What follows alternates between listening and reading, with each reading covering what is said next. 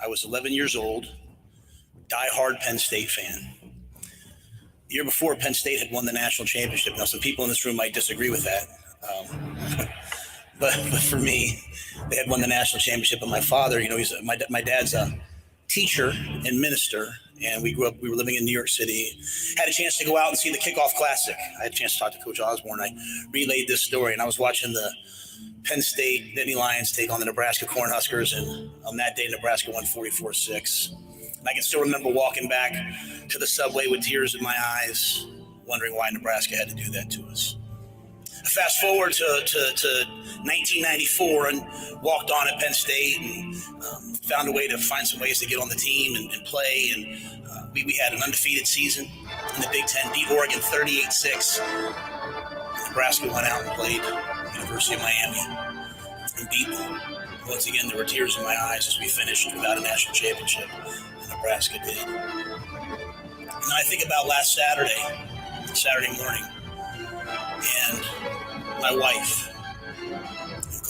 Trev talked about grinders. Just so everybody knows who my wife, Julie, is. My wife, Julie, woke up yesterday morning at 6 a.m., put 3 dogs, 3 kids in a Sprinter van, drove 12 hours back to Charlotte, got there at 11 o'clock, ironed the kids' clothes till 12:30, was up at 4, and she's here smiling. She's a grinder. She's the best. And the University of Nebraska, that once brought tears to my eyes when I was 11, once brought tears to my eyes when I was in college, it brought tears to my wife's eyes. Because she's been telling me throughout this whole process, since the very first day that I got a phone call about a job and a university and different people have been coming at us, she has said, this place, these people, this is the right fit for us. This is the right fit for our family. Because throughout this process, we found what we've been looking for. We found leadership. We found alignment. Like how do you put numbers like this up on the wall? How do you have the great seasons? How do you have 5 national championships? You need leadership and you need alignment. And I've learned that lesson. I've learned that no matter how fertile the seed is, man, it's got to be in great soil for the plant to grow. I'm here today because as I talked to Trev, the passion for football was reborn inside me. The passion for young people was reborn inside of me. When we came to Lincoln and we snuck into Lincoln and we drove around, we said, you know what, this is a place that's committed to greatness. This is a place that's committed. Look at this facility that's committed to player development. These are people that love their university, that love their state, and love their football team. So as people ask me why, I am here because this is the right fit. It's the right time. And if I have one message for you, we can absolutely do it. We can absolutely get the University of Nebraska and University of Nebraska football exactly where it's supposed to be. It will be hard. It may take time, but it will be done. Live from 50th and Capitol Avenue in the Big O. This is Mornings with Sharp and Handley on 1620 The Zone, 1620thezone.com, and 1620 The Zone TV. Now here's Gary, Nick, and Jimmy. We're Nebraska's team. Husker Football Nation, we're their team. It's not for show. We're not acquiescing and placating fans. This is who we are. When you try to do something that it's not really who you are, you're never going to be great at it. This is who we are.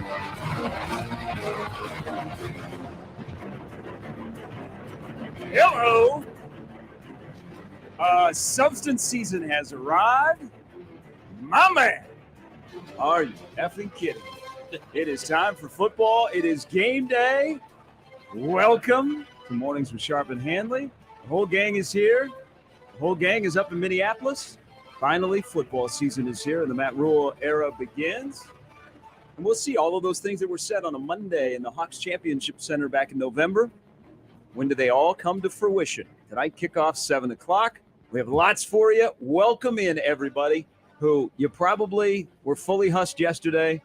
You just stayed that. And after that, you're gonna need more than a doctor to fix whatever is ailing your fully hussness. Good morning, boys. Yeah, how we doing? Game day, baby. No need for that pill that we advertise sometimes. Oh no, we got it for you right here. No, you know what? You know what that pill was? We're gonna talk about plenty of football. No, they're going to talk about that pill. No, 92,003. 92,003. and everybody's still talking about it nationally. I'm not even talking about just here, everywhere. No, just everybody pause for a moment. In a state that has 1.9 million people, they put on an event last night in the middle of the week. School is going on. People are not on vacation. They're getting the kids ready to go to school the next day. 1.9 million people in a state that there truly is no place like Nebraska. The damn loyalty that exists and the event that happened last night, 92,003. I have so many thoughts. Jimmy and I were both there. Unbelievable atmosphere last night at Memorial Stadium. There is no other way to describe it. I walked out here and I said, you know what? The thing's going to be pretty damn cool. Yeah. And it lived up to it. And then some. Regardless of what happened in that little court that was in the middle of a throng of people dressed in red, there is no place like Nebraska. And that has never been more true than what I witnessed, Jimmy witnessed, 92,001 people also witnessed last night. Incredible. It just incredible. And you're right, Jimmy, and you saw this, Nick, is the national attention that the University of Nebraska athletic department, volleyball, and this fan base is getting this morning. Ooh. Yeah. I don't recall. You have to probably go back to when Nebraska football was at its height to see the national discussion about Nebraska today. I mean, it's everywhere you look. It'll be talked about tonight during the football game. Hey, I was listening to the Fan in New York City, the Fan, and their update guy Peter Schwartz started talking about 92,003 people, and they all jumped in and they're like, "Oh my gosh, this is amazing! I saw it. I couldn't believe it." I mean, there's so much about that happened last night, but 92,003. There is no place like Nebraska. Yeah. John Cook with big tears in his eyes. Yeah. They were talking about it. Not? I mean, he wasn't the only one. Lots of people had tears in their eyes, goosebumps. We were teased on Monday to not miss the tunnel walk. It lived up to the hype and then some. And I just thought about all the moments, seeing the kids walk out as the team as they walk out, and you could almost see tears in the players' eyes. Like you can just see that. Okay, just keep it together. Just keep it together. Going to play game. And then I look like, I guess, former players opening the door for them.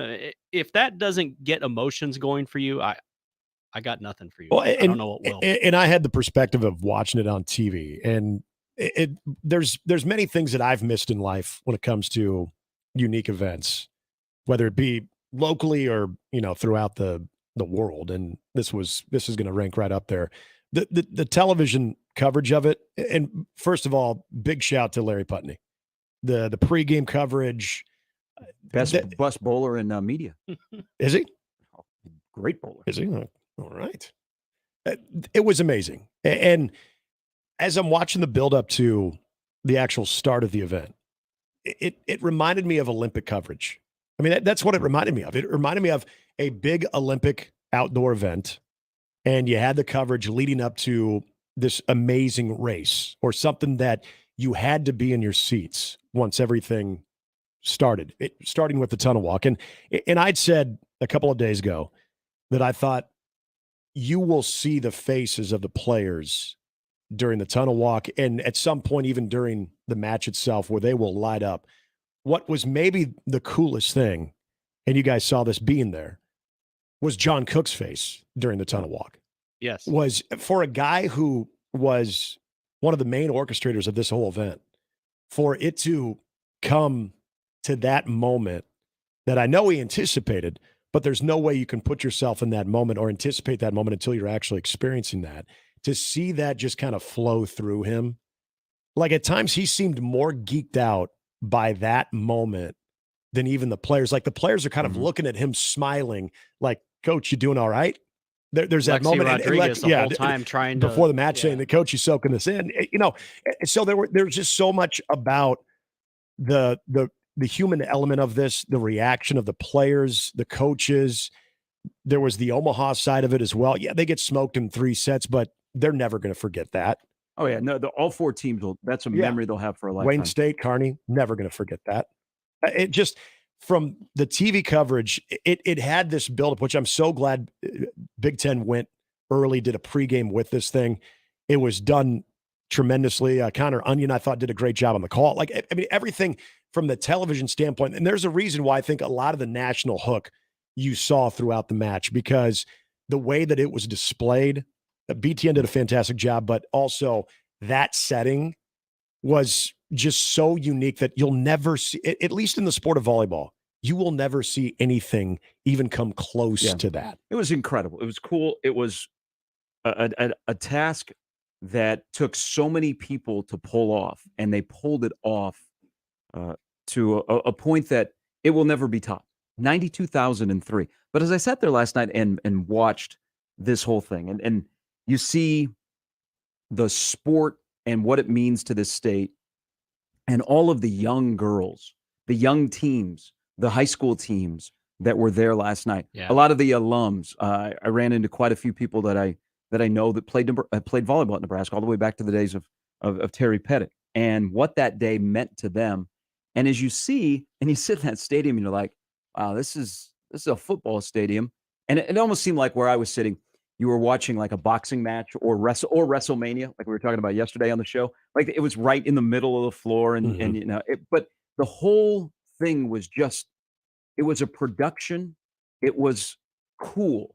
But as I sat there, and the people around me were ardent volleyball fans, newcomers to Memorial Stadium, just Nebraska fans, there was a sense of pride to be from here as you sat there. I don't care if you're rooting for Omaha, Kearney, Wayne State, you were a Creighton fan, whatever you were, there was a pride last night in that stadium, and I'm sure around the state as you were watching it on TV, that you are a Nebraskan. 92,003. The other thing that dawned on me, and this isn't new, for everything that the Nebraska Cornhusker fan base has gone through, and especially football, which is wandering in the Sahara Desert, and tonight they're going to have a football coach that's going to try and win the first game of a season since 2019, which is still crazy to think about, or win your first game as a head coach since Bo was here. The Nebraska fan base is amongst the most loyal, regardless of sport, in any place in the country. There is no denying that. For everything they've been put through with lack of success, They support everything. and they show up, and they keep supporting, and they keep giving, and they keep embracing it. Yeah. And last night was like a return gift from the athletic department to give you an event like that you'll never, ever forget. 100%. And I think we all, like you said, I'm not surprised by this. I think we, living here, expect that people are going to show up. Whether we're talking about a middling football program right now, people are going to show up. We talk about an elite level volleyball program, of course people are going to show up. We talk about a Tuesday afternoon baseball game against Northern Colorado, people are going to show up. So we know that. The national part of it is where I feel like, I don't want to say it's validation, but when you get other people that are getting ready for the college football season, and I just want to use this tweet as an example, and a guy that I have a lot of respect for too, in Joel Klatt, kind of to your point there, Gary. This is his tweet. The scene for that volleyball game in Lincoln was wild. The Huskers have the most dedicated and supportive fans in collegiate athletics. It's not a debate. It's just the truth. And so many other people, I mean, and football people, you know, basketball people. Hell, I mean, we saw it on the broadcast. Everybody by now has seen it too. I mean, Magic Johnson, from coast to coast. So Magic People Johnson tweet. It was wearing red. Well, yeah, except for that section of blue and gold because of the Wayne State and Kearney. But like, you know, from coast to coast, people are watching this thing, and maybe for some people that knew of this but didn't really know exactly what was going on, all of a sudden they tune in, they're like, whoa.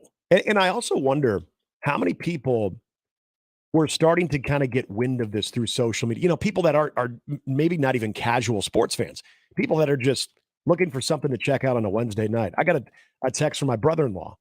He goes, you're obviously watching this game.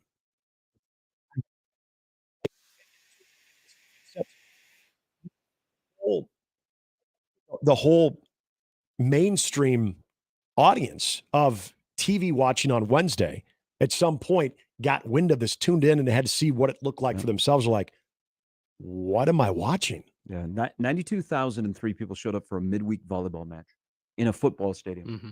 And volleyball is so strong, and it was an opportunity to highlight the sport, the passion for women's sports in the state of Nebraska, and a pretty damn good volleyball program.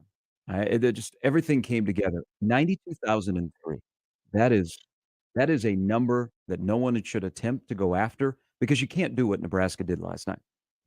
I'm certain of what they pulled off with this state and that fan base and that sport and that program.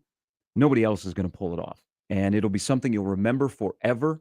And I wonder if we are, 10 years down the road, and there's somebody that comes to play for Nebraska, and maybe John Cook is still there, that one of their reasons of their passion for Nebraska volleyball is that as a 7-year-old girl, they were sitting in Memorial Stadium on August 30th, 2023. It's going to happen.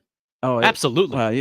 It was pretty cool. You had a lot of young fans that were there last night. I felt this yesterday, and it reiterated kind of seeing people try and navigate Memorial Stadium. There were a lot of new people last night that had never been there before, that have maybe been to the Coliseum and the Devaney Center, and they support Nebraska volleyball, but they've never really been in Memorial Stadium, and they were there last night. And I mean, they were even in awe of this gigantic facility, and you're playing your favorite sport in it. There's just so much about last night, and there will be lasting effects for all four programs that were involved, and I think more with the women's sports locally, statewide, nationally, and just as an athletic department, which has a chance. I tweeted this out, and I didn't get out of there till after 10. Scotty McCreary was still playing. I guess he played almost 2 hours. Yeah, it said it was going to be at least 90 minutes. Okay. They started fairly soon after they got the whole team off the floor. They did a good job keeping you entertained before he went on. Yeah, think about this. Oh, that drone show? Yeah. Hello. They actually, their presentation was better than what you see at a Nebraska football game. Agreed. I said it, put it on the board. Seemed like it Call was. me. Their game presentation, pre, during, after, was better than what happens to the main tenant that's inside of that stadium. I did think of you. Play a night game for that Michigan game, and you get something similar. That's what. Hey, like at the end when they were playing all the songs, I was like, that's what that Michigan game a couple of years ago at night felt like. Yeah. I mean, just oh my gosh. I mean, you wanted to go on the field and play, but think about this: Nebraska athletics just had that night that people are still buzzing about it, and they will continue to have national buzz about it. They get that exposure, and they have an opportunity tonight because they're playing on Big Fox to kick off the season. Think about the back-to-back exposure that Nebraska athletics is going to get, and then even more so if by chance Nebraska as an underdog tonight pulls off a victory. They're going to shut this. They're going to shut the state down. Okay, it'll be people will be in the streets. No pants weekend. It'll just be unbelievable the opportunity that is at hand after what happened last night. Yeah, what an encore that would be. It's just everything about it. And I don't think any of us thought that once we got into Thursday that we would just, we'd have a couple of reactions and then on to football. This day is huge. I mean, even if it wasn't the start of a new college football era for Nebraska with Matt Rule, I mean, we know how big it is here, especially having that unique, Thursday night game to kick off week one of a full slate of college football. It's a huge day, yet I don't think people want to just completely move on from what they experienced last night. People want to talk about it. I mean, every social media post I've seen from the time that I went to bed last night to the time I've woke up is all about the volleyball game. I know you guys aren't big watchers of SportsCenter in the morning. I had it on in the background, and they let off with it, and they had the game. They had the game itself too. So I mean, it wasn't just, hey, here's what happened, but they actually showed you what happened in the game. But it was more about, this is unbelievable. And again, more national attention to the best fans in collegiate athletics. And so it was a celebration of all of that. And it's going to continue, I think, really right up until kickoff tonight. Yeah, Nebraska football and Nebraska athletics, period. I was going to say football because we fight. We fight with Nebraska football. We fight amongst ourselves about Nebraska football. But at the end of the day, Nebraska athletics is a unifying force for the state. 1.9 million people, 92,003 showed up for a volleyball game inside of a football stadium. Yeah. It's something I will never forget, and it's one of the top sporting events in my lifetime that I've ever been to. Yeah. I mean, I've been to We've all been to a lot. I've been to World Series. I've been to a Super Bowl. I've been to national championships in college football. That event is going to rank all time. It'll never leave my top 5 of what we experienced last night. I don't know that I will have a top 5 moment tonight. I don't know if that's a big enough game, but it is football season. It is here. Talking season is over. Nebraska and Minnesota later tonight. This kicks off a busy day here on the Zone because we're going until 7 o'clock. We're going to give you an extra hour with USC, but midday, we'll all be out at Oscars at 173rd and Center. We're going to have a roundtable. I'm not sure what we're going to talk about. Probably just about breaking down the 3-set victory last night for Nebraska. But Angels quitting and we'll be out there in the midday. But the football season is here. We're gonna get into a lot of different topics, and we have quite an array of guests on a football Thursday. Kirk Peterson, head football coach at Millard West, will join us a little bit later. Sarah Baker Hansen is back. We haven't talked to us SBH in a while, and there's a lot of things going on, and I got questions. She texted yesterday. She wants in. All right. Steve Sipple, who is in Minneapolis, will join us. And, of course, Brian Edwards. That is the lineup brought to you by the Rooferys at John Higgins Weather Guard. All right, Matt Rule, as you heard a lot in Jimmy's Open, makes his debut. We all like to compare.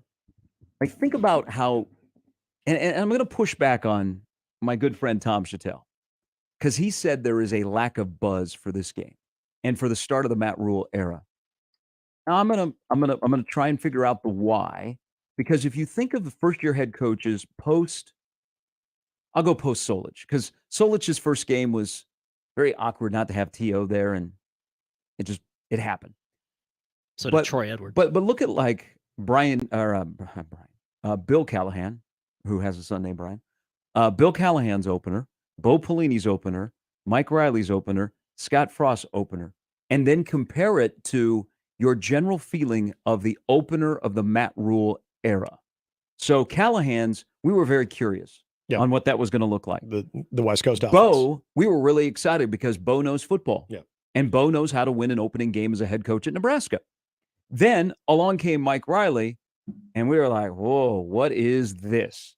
And then you were rejuvenated again when Scott Frost had his opener, and it lasted, and it was gone.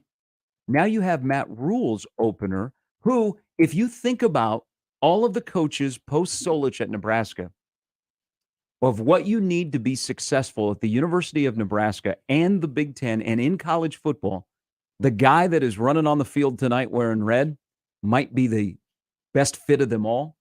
So I don't know about lack of buzz, but this opener to me feels different because it's not a sense of urgency that you got to win the first game. Yeah. That I feel comfort level that the guy that's in charge is playing the long game, and he actually has an idea of how to get there. Now, what it looks like before you ever get there, or if you don't, I don't know. That's the great unknown. But I don't think there's a lack of buzz for this game tonight. I don't a lack of buzz for a Rule opener. It's just different because I think the vibe is, okay, this might actually work because the guy has made his team and himself likable. I would agree more with that than a lack of buzz, because there's the obvious comparison to Scott Frost. That thing was about as electric, in more ways than one, as you're going to get literally when it comes to an opening. And, the tunnel walk and just welcoming back Scott Frost. I mean, we all know what that was like. Now I look at this and we'll use the Mike Riley one, because another one was, okay, what is this? We know what Bo Pelini's tenure represented. So it's supposed to be that, and now better.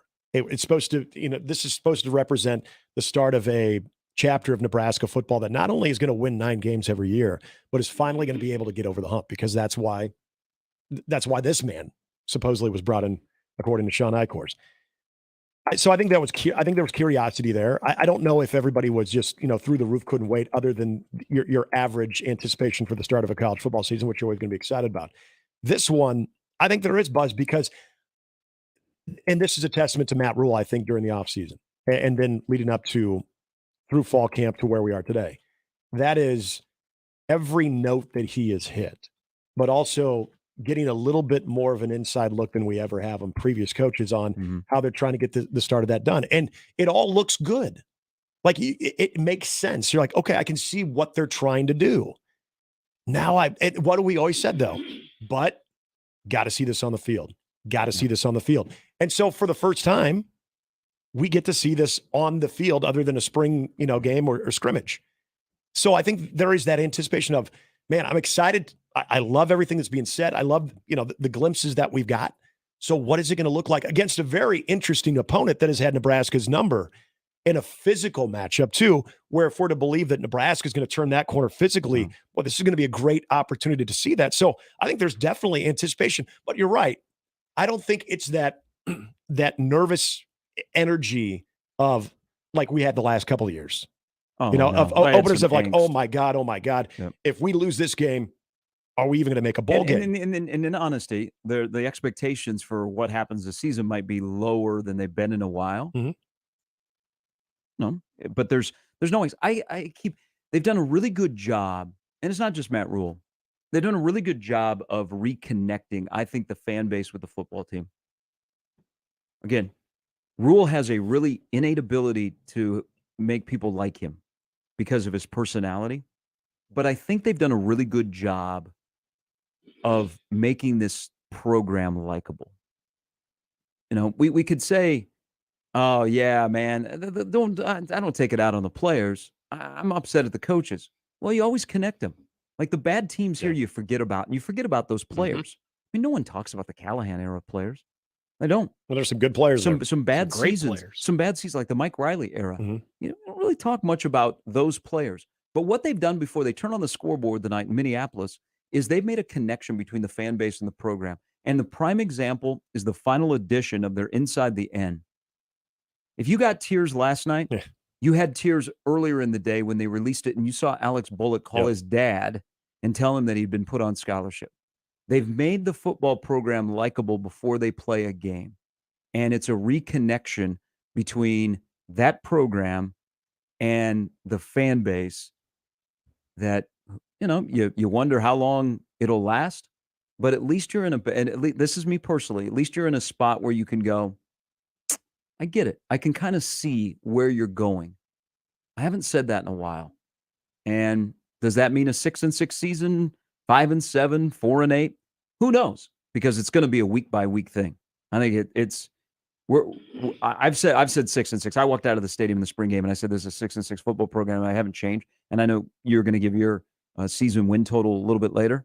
We might just have to go week by week. They have the 1-0 sign that is up in their facility. Yeah. I mean, with this team this year, you might just have to.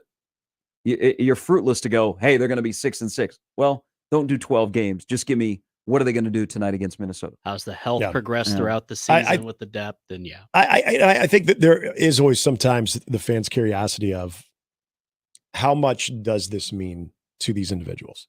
How much does, it's an black shirt? It's an obligation. All you got to hear is the head coach talk about. He feels an obligation to get this thing turned around quickly.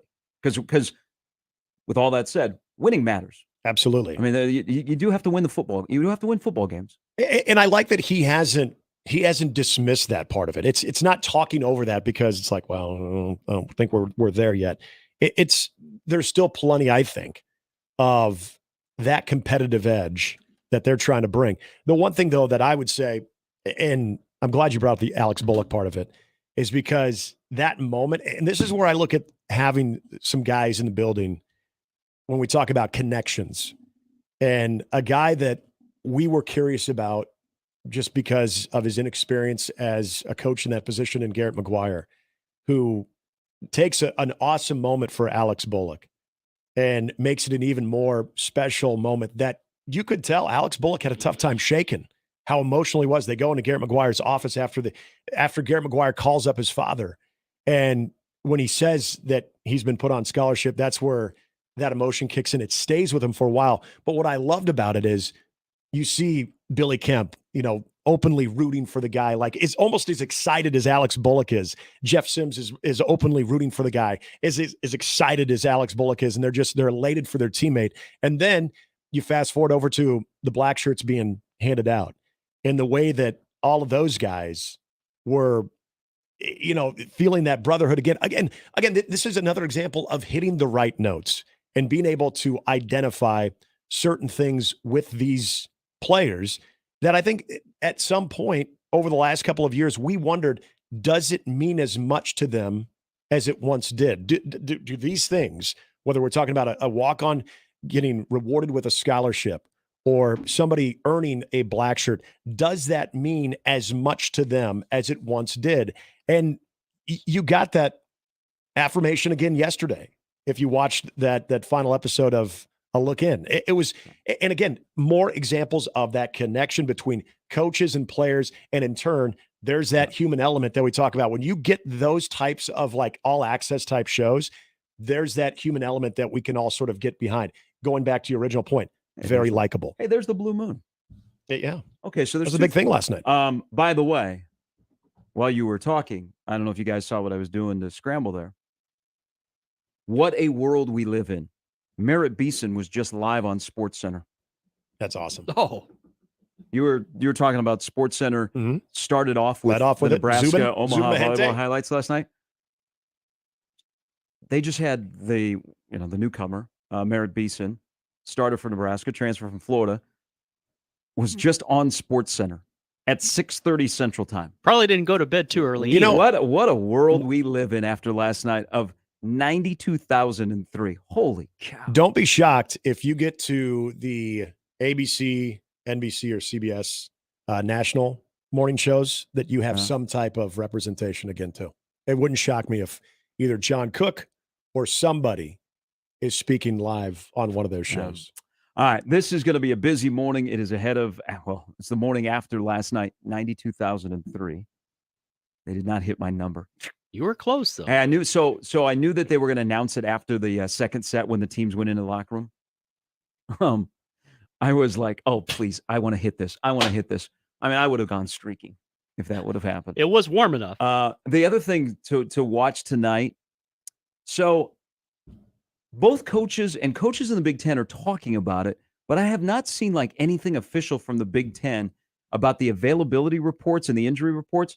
Nebraska's availability 2 hours prior to kickoff is something to watch because there may be a guy or two on there that you're not expecting. Nick Henrich is on the trip, but I don't know what his status is for tonight or if he is dressed, how much he will play. And then you got to keep an eye on Marcus Washington as well. Him and Teddy are on the trip as well. But that availability report 2 hours prior to kickoff will be very curious from Nebraska's standpoint. All right, a lot more on tonight's game. We'll break it down on both sides of the ball. We'll talk some high school football. Kirk Peterson a little bit later. We'll get some foodieism. Sarah Baker Hansen. Sip is in the Twin Cities. I wonder where he went for. I wonder if he went to Al's this morning for breakfast, or if I could send him there. That seems like a simple place for people that know the cities. And also Brian Edwards stops by. It's Mornings with Sharp and Handley at 1620 The Zone. Mornings with Sharp and Handley on 1620 The Zone and 1620thezone.com with Gary Sharp and Nick Handley.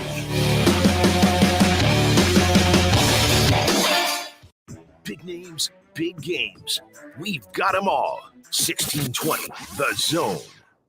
Car repair is car repair. Most places you go can change your oil or fix your brakes. The difference is the experience you'll get at Omaha Car Care. We're part of the community. We were born here, and we believe that our relationship with you should be built to last. We're going to consult you, not sell you. We're going to give you a free loaner car. We're going to treat you like a valued friend that we want to continue to see in the years to come. I'm Rick Betker, owner of Omaha Car Care, and we'll be along for the ride.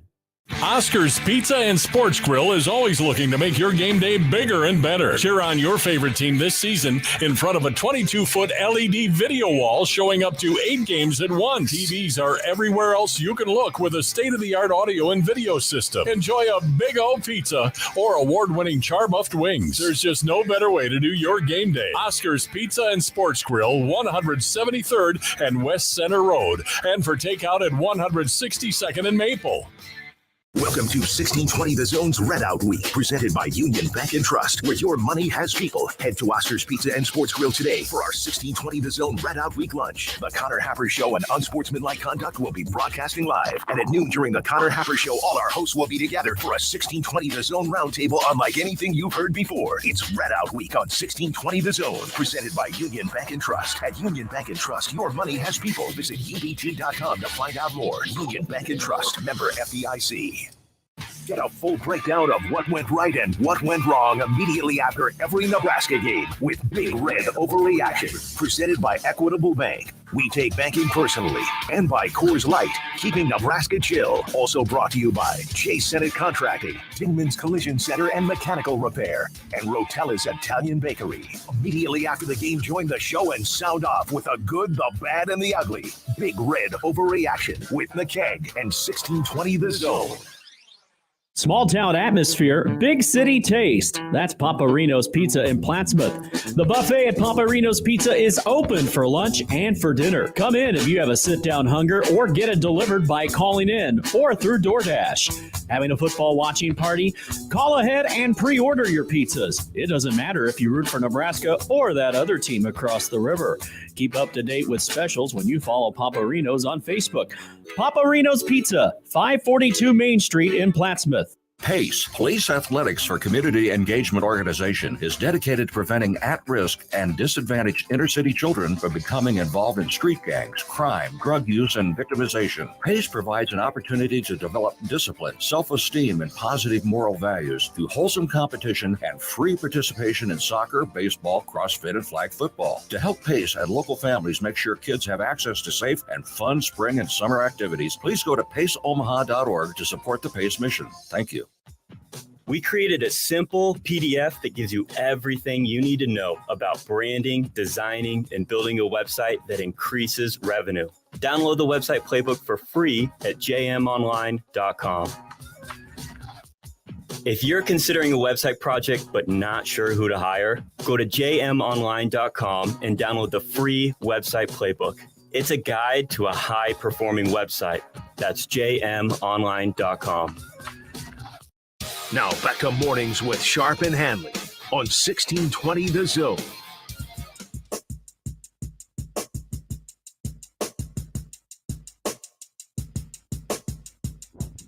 Now a lot of people are heading out this morning. Maybe you did the double dip.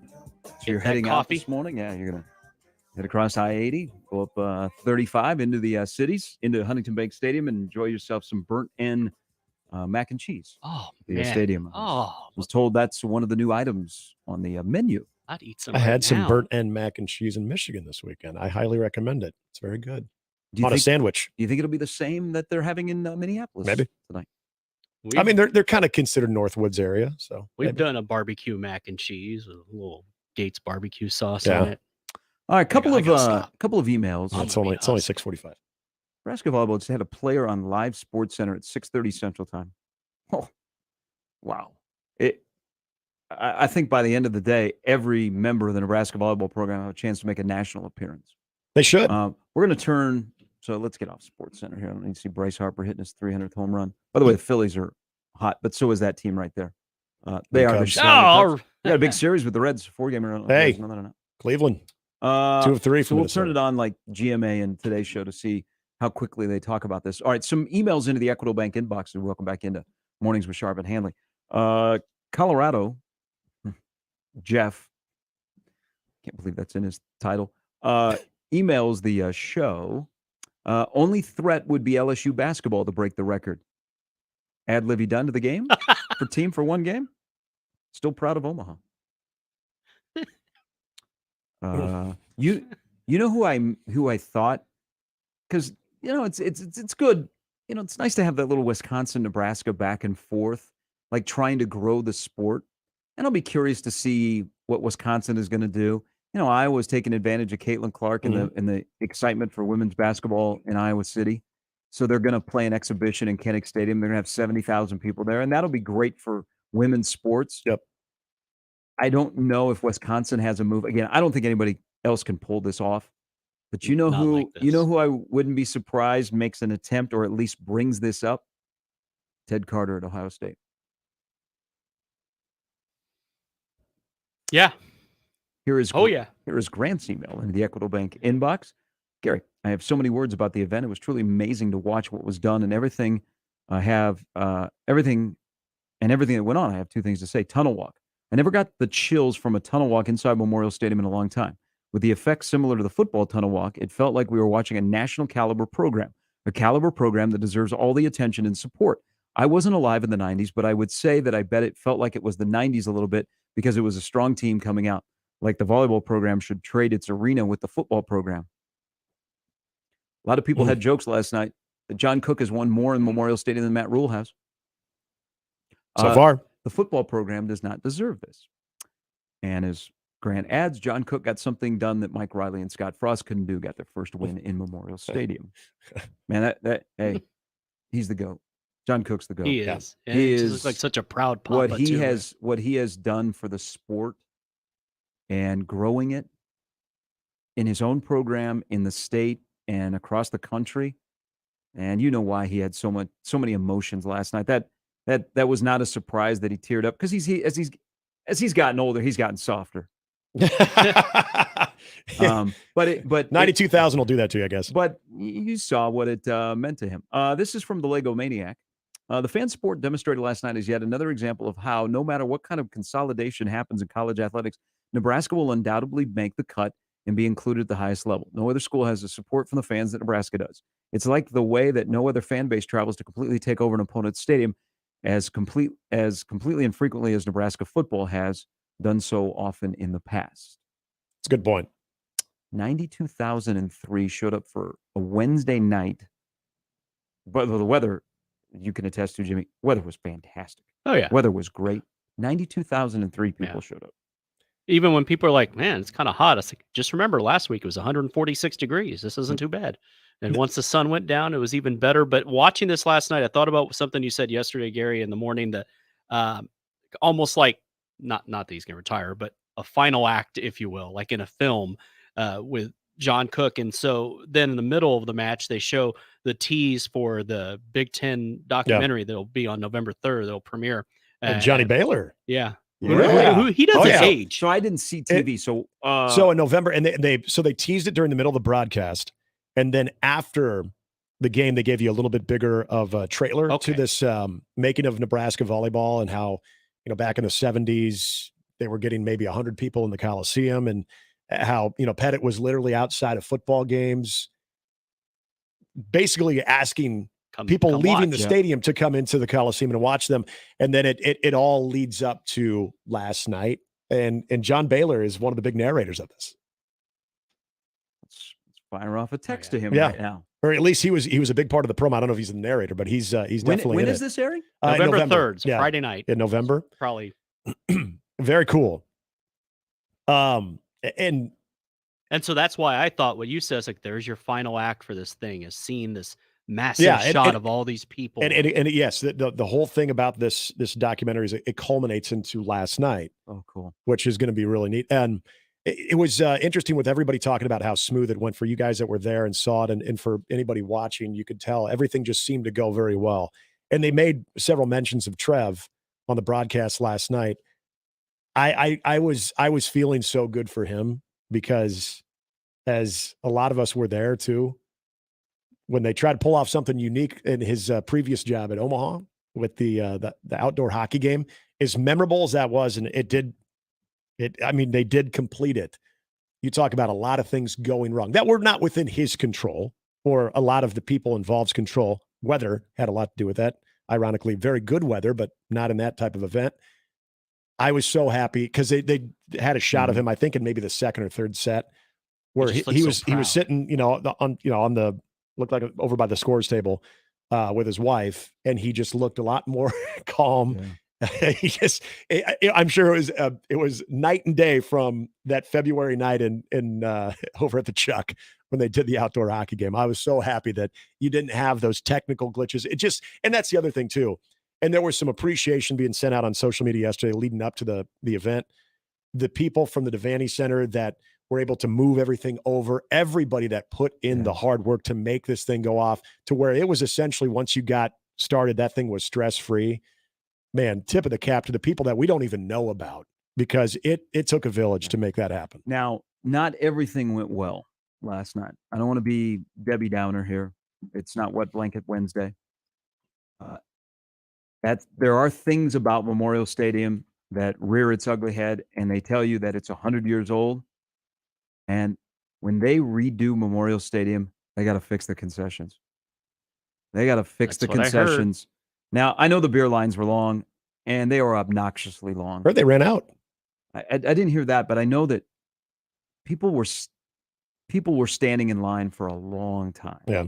But some more people double fisting for a reason. They've got to find a way for the flow or whatever with the concessions in that stadium moving forward, because nothing will take a first-time customer and have them not come back if they miss the event they paid good money for. That's a good point. Like, standing in line. If it takes you 30 minutes to stand in line just to get 2 beers, or 45 minutes standing in line to get some sodas and some hot dogs, and that's your first time, you're not coming back. Yeah. So they have to find a way to manage that with whatever the new Memorial Stadium reconfiguration looks like. But concessions continue to be a problem there. And that's part of being a stadium that is 100 years old. And that's the one thing I'm getting here in the inbox and some texts last night from people that were there. And I know Hockey Dad was there, and he had an unfortunate, just jam-packed in the South stadium. Those things, that's a 100-year-old stadium. Yeah. But they do have to fix those, because if you're there for the first time and you miss the game that you paid $65 to go see because for 35 minutes, you're standing in line. Also, they will start to fix this. Now, the whole stadium isn't going to go chairbacks. I think the only college football stadium in America that is all chairbacks is Louisville. I think that's the only stadium in the country. And I know people want them to go to straight like NFL stadiums with all chairbacks. Yeah. They're not going to go that way. But what they need, whatever they decide to do with that stadium, to go get concessions, to get in and out, you have to figure out the cure to a person going, man, it's a chore to get in and out of my seat in Memorial Stadium. You need to eliminate that phrase from people's jargon when they go to a game there, that it's a chore to get in and out of their seat, to go to the bathroom, to go to the concession stand, or even to leave the game. Yeah. And that's always been one of my takeaways there. So that was probably the only thing from last night, but that's sometimes a common theme I'm hearing with Memorial Stadium. But still, 92,003, you'll never forget it last night. All right, when we come back, we'll dive into some Nebraska, Minnesota. I'll tell you who the two most important players on the field have to be for Nebraska for them to win. 7.5-point underdog, could be the fourth straight game between Nebraska and Minnesota decided by a touchdown. I think the play is the dog and the play is the under for me. Sprinkle a little on the Nebraska money line. Let's go. Hour 2 next. Mornings with Sharp and Handley on 1620 The Zone and 1620thezone.com. 1620 The Zone Traffic. From the Backland Plumbing Time-Saving Traffic Center. We have no accidents to report at this time, but you can expect a bit of a slowdown near 90th and L. Then on Dodge, be prepared for things to start slowing down just a little bit near 77th. And on Industrial Road, be prepared for some delay near 149th. As always, remember to stay safe and wear your seatbelts. I'm Chris Scott. This time-saving traffic was brought to you by the Nebraska Lottery. Someone just won a beautiful new blue truck playing Trucks and Bucks 2023. So there are only 6 trucks left. Better get to a Nebraska Lottery retailer, buy a ticket, and play today. Top prize odds, 1 in 336,000. A team succeeds when they work together. Banking's no different. At UBT, we're in your corner for every financial move you want to make. Your money's backed by a roster of experts who put in the work to know you and your community. So whether you're opening a savings account, buying a home, or planning your future, you always know who to turn to. Working together toward your financial goals. That's a win in our playbook. Union Bank and Trust. Equal housing lender, member FDIC. Hi, this is Kathy Kenoyer with Kenoyer Garden Center. The beauty of fall is in our greenhouses, featuring a variety of Kenoyer-grown fall product that will allow you to create a gorgeous fall container or arrangement. Come join us for our fall open house September 2nd and 3rd and enjoy snacks and refreshments. Whether it's home decor, fall annuals, perennials, or shrubs, we will help you beautify your home. Located between Highway 370 and Cornhusker on 66th Street in Papillion. At Kenoyer Garden Center, everybody's got a green thumb. Open daily, 10 to 6. As the world faces the challenges of the ongoing COVID-19 pandemic, Lions recognize that kindness matters now more than ever. And Lions and Leos are finding ways to continue to serve our communities.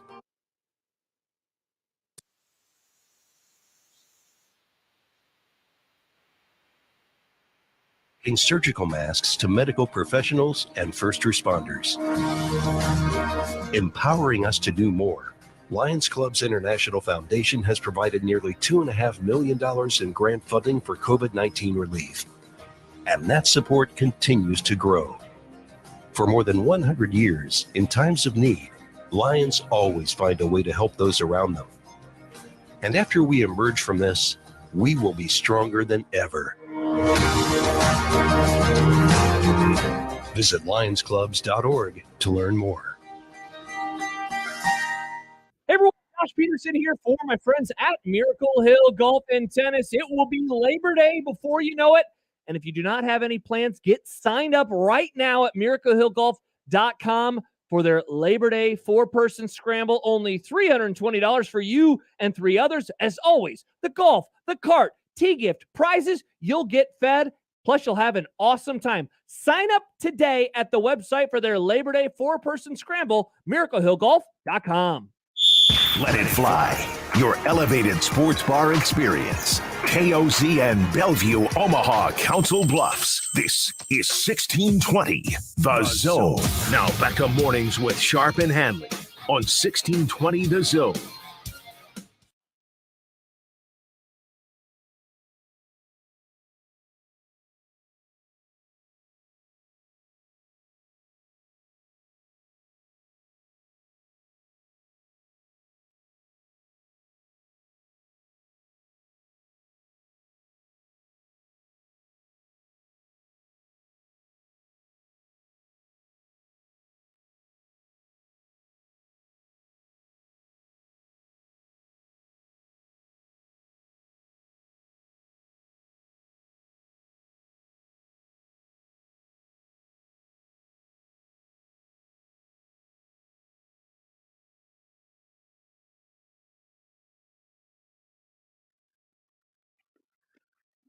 Game day!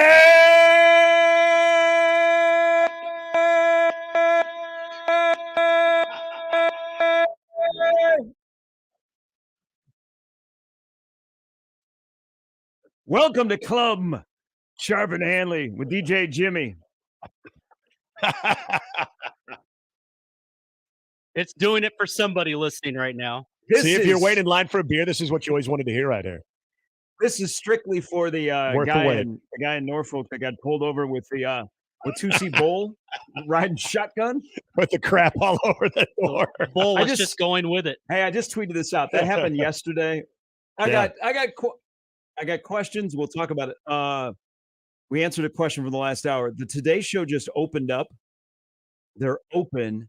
And it is now what, guys, about 30 seconds, 45 seconds? Yeah, they showed. No, now they've gone about a minute here. They showed hurricane footage and now this. Yeah, they so the hurricane that went through Florida and the Southeast, and then they shifted to a minute of a lead-in with the Nebraska volleyball match last night.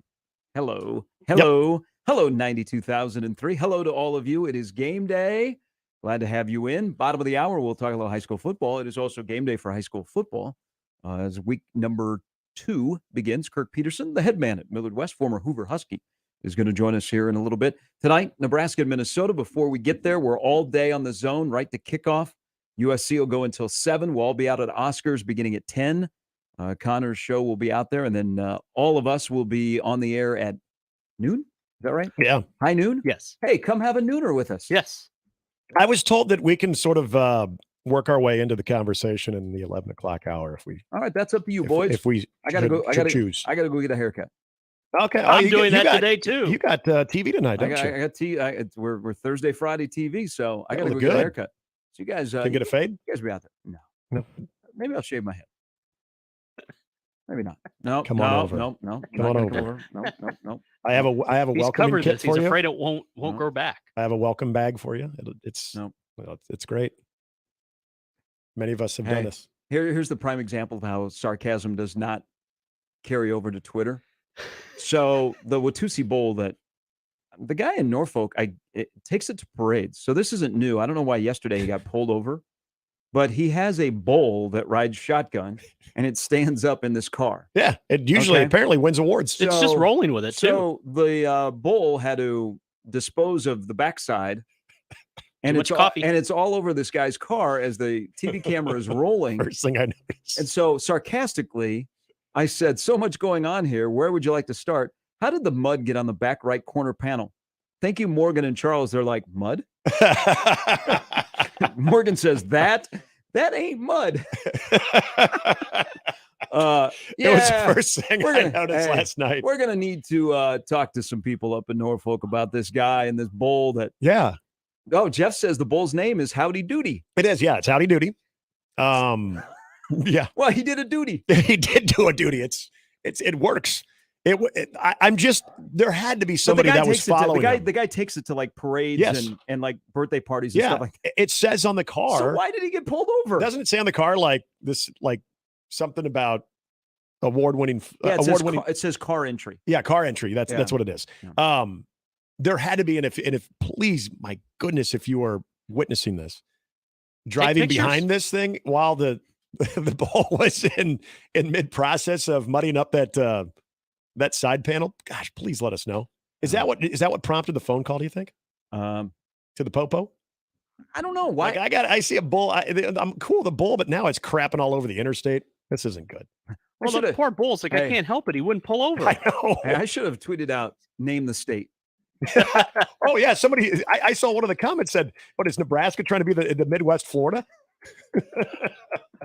Hour number 2, an update with Jimmy coming up here. See what you did there. A little bit.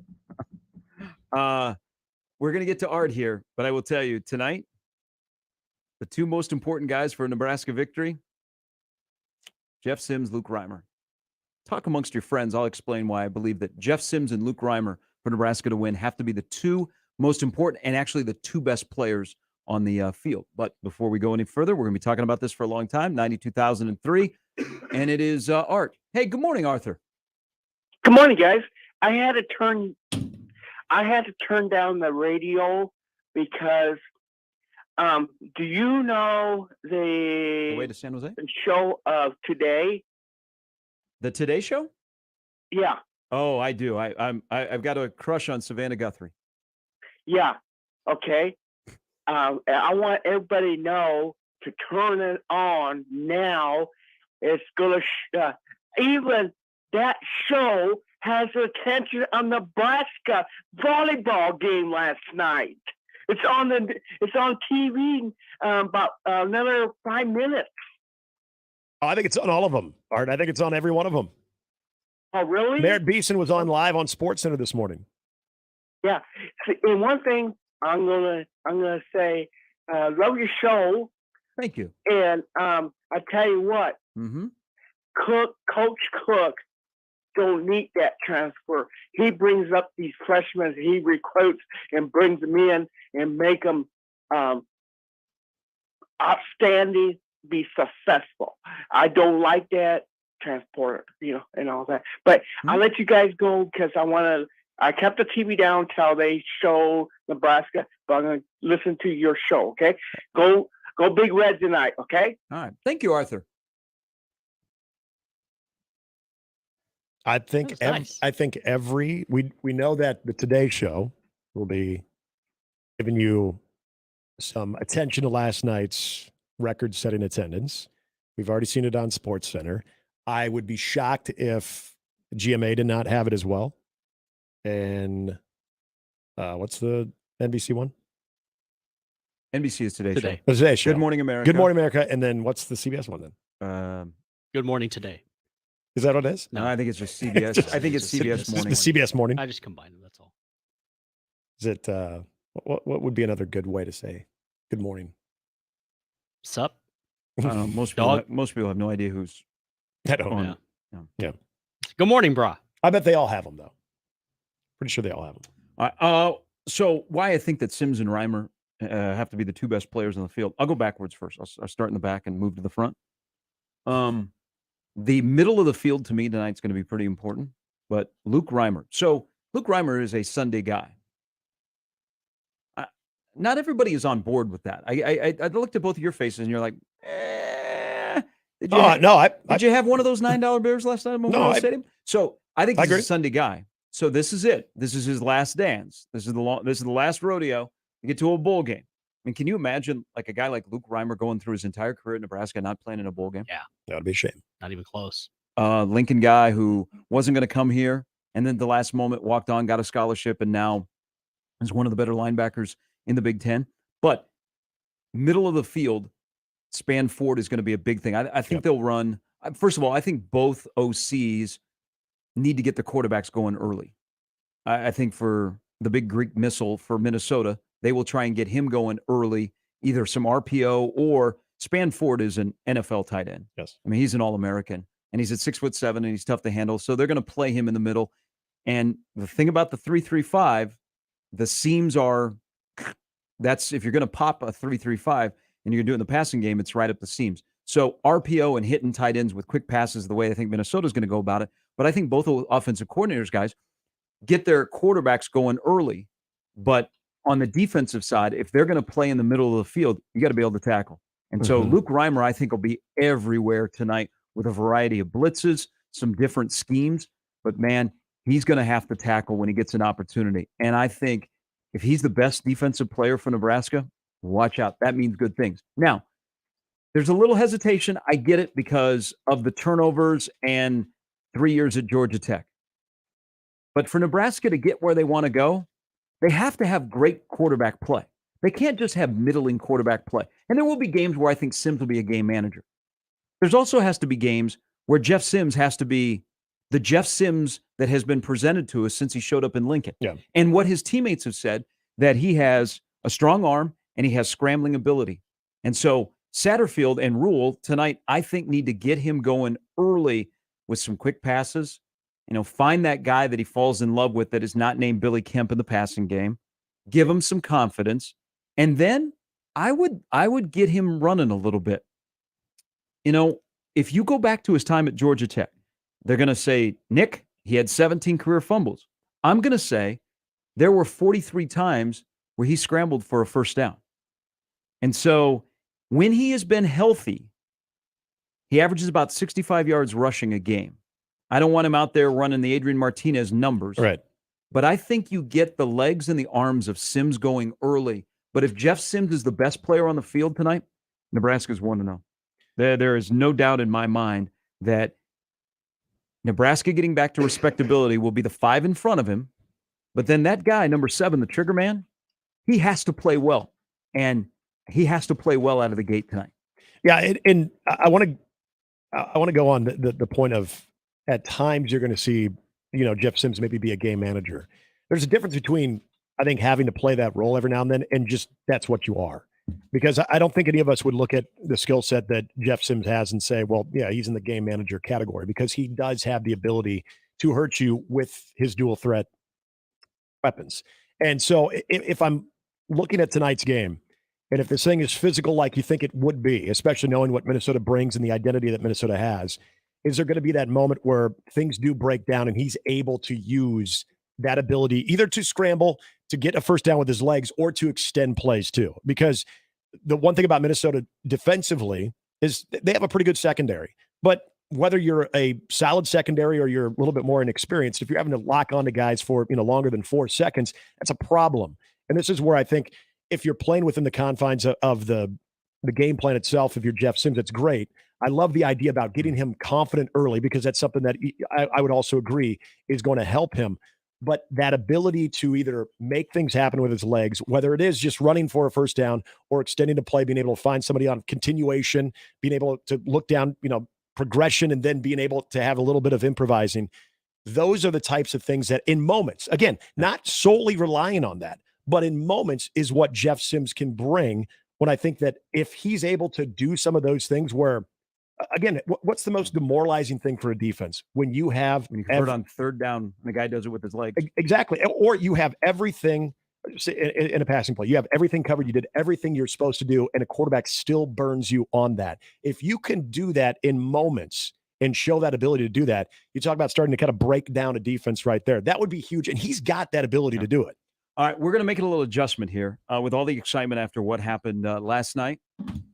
We have a special volleyball guest from the Nebraska volleyball program that's going to join us next. So we're going to take a quick break. Audible. We're going to come back. Yeah, we just got the confirmation that we can do this. So he is going to join us next on Mornings with Sharp and Handley on 1620 The Zone. All right. The NFL season is beginning, and a great way to get ready for the NFL season. Incredible offers from FanDuel, America's #1 sports book. Right now, new customers can bet $5 and get $200 in bonus bets guaranteed. Plus, all customers who bet $5 will get $100 off NFL Sunday Ticket. What a deal, Nick, from YouTube and YouTube TV. And now is the best time to join FanDuel. The app is easy to use, and you can be on everything from spreads to player props and more. Visit FanDuel.com/zone and kick off the NFL season with an offer you won't want to miss. FanDuel, official partner of the NFL. 21 plus and present in Iowa. First online real money wager only. $10 first deposit required. Bonus issued as non-withdrawable bonus bets that expire 7 days after receipt. Restrictions apply. See terms at FanDuel.com/sportsbook. Gambling problem? Call 1-800-BETS-OFF. NFL Sunday Ticket. Offer ends 9/18/23. No refunds, terms, and embargoes apply. $100 off NFL Sunday Ticket. Not YouTube TV. YouTube TV base plan required to watch YouTube TV. Redemption requires a Google account and current form of payment. Commercial use excluded. Subscription renews. Cancel anytime. Gary Sharp, Nick Handley, and Jimmy Chavez. Mornings with Sharp and Handley. Weekdays 6 to 10. On 1620 The Zone and 1620thezone.com. Mornings on 1620 The Zone is brought to you by MD West One Orthopedics, Neurosurgery, and Spine. Previously on Unsportsmanlike Conduct. If there's a snail crawling towards me inside of the Omaha NRG studio, it's not going to be any other snail. That's just the one snail. But when Nick and I bring a bag full of snails and dump them at your feet. I'm not working with you two yahoos anymore. snail pickup. I'm not gonna work with you anymore. Unsportsmanlike Conduct with John Bishop and Josh Peterson. Weekdays 2 to 6 on 1620 The Zone. Your Omaha area forecast from the Godfather's Pizza Weather Center and KETV Newswatch 7 on 1620 The Zone. Another warm and sunny day ahead for Thursday, though a bit more breezy. South winds will gust up to around 20 miles per hour, highs around 85. I'm meteorologist Sean Everson from KETV Newswatch 7. Take a break this Labor Day with catering from Rib Shack Smokehouse, 108th and Q. 1620 The Zone. Traffic. From the Backlund Plumbing Time-Saving Traffic Center. We have no accidents to report at this time, but you can expect a bit of a slowdown near 90th and L. Then on Dodge, be prepared for things to start slowing down just a little bit near 77th. And on Industrial Road, be prepared for some delay near 149th. As always, remember to stay safe and wear your seatbelts. I'm Chris Scott. This time-saving traffic is brought to you by Saul's Jewelry and Loan. If you have a large amount of gold or precious metals and want the best price with no waiting, Saul's makes it easy and fast. Any amount of gold, silver, or jewelry, no limit, immediate payment. Saul's Jewelry and Loan. Sure, you could go elsewhere for your health and wellness products, or better yet, why not just come to 42 Degrees? Those other places don't even come close to the wide variety and premium disposable e-juice, CBD, Delta, Kratom, glass pipes, vaporizers, and other great products. With the friendliest, most knowledgeable, and professional staff who will find the right products just for you. If you're looking for a one-stop shopping experience, look no further. 42 Degrees. By your mom's house. Nicotine is an addictive chemical. Hi, this is Doug Nodgard with Equitable Bank. Great service never goes out of style. When the digital age dawned, many said computers would be able to handle many of the interactions that used to take a person. Boy, were they wrong. How many times have you called your bank and gotten a recording to press 1 or 2? Not at Equitable. Not only does Equitable answer your call in the first ring, it's answered by a human being. That's because Equitable Bank values its customers. Equitable Bank, we take banking personally. Member FDIC. Some days I cover up because of my moderate to severe plaque psoriasis. Now I'm hitting the road with clearer skin thanks to Skyrizi, Risankizumab Riza, a prescription-only 150 milligram injection for adults who are candidates for systemic or phototherapy. People achieved 90% clearer skin at 4 months, and Skyrizi is just 4 doses a year after 2 starter doses.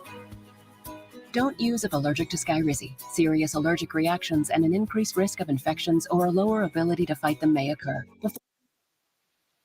And tuberculosis. Tell your doctor if you have an infection or symptoms such as fever, sweats, chills, muscle aches, or cough, or if you plan to or recently received a vaccine. Thanks to Skyrizi, there's nothing on my skin, and that means everything.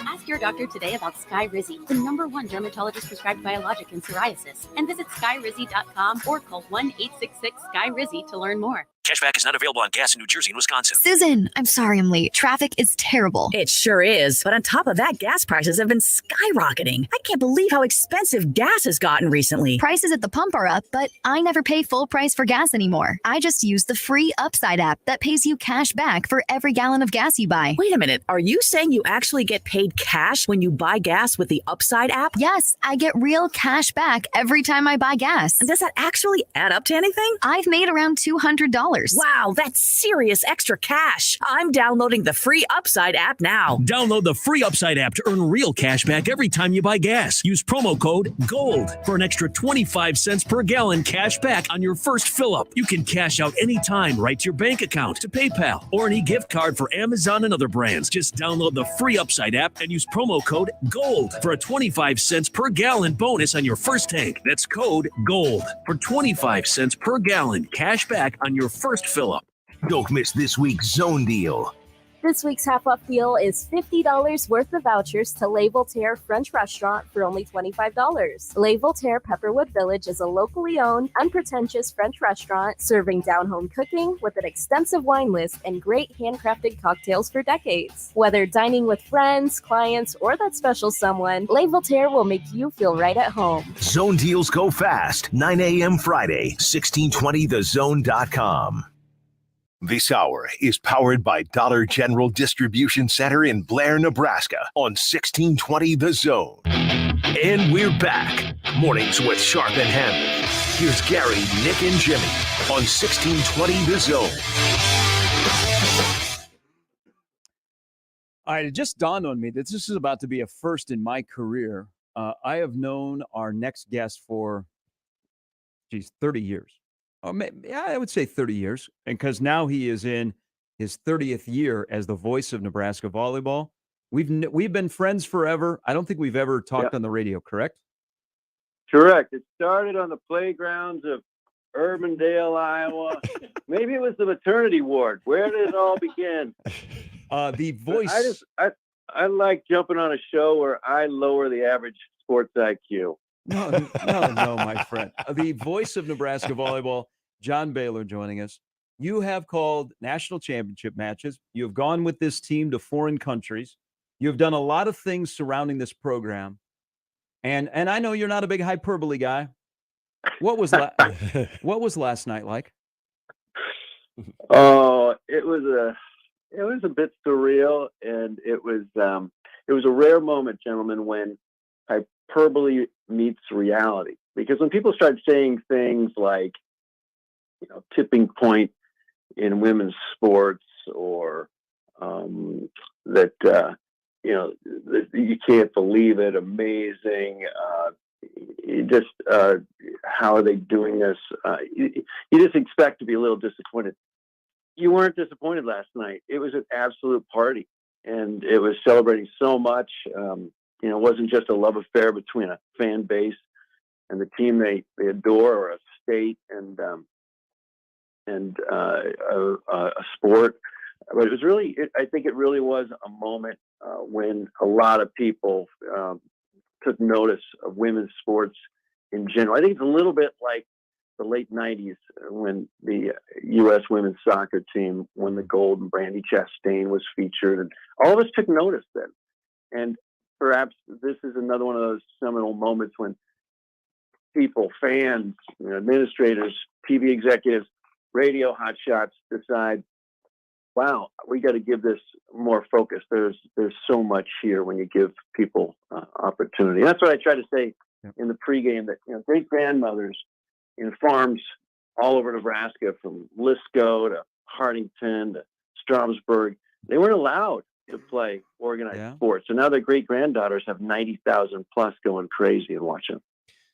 JB, I know when this was announced, and probably the last couple of months, I'm sure in your head you had some sort of anticipation of what it might be like. And I'm curious, just you personally, broadcasting that, and as Gary mentioned, so many different huge stages that you've been able to see this program on.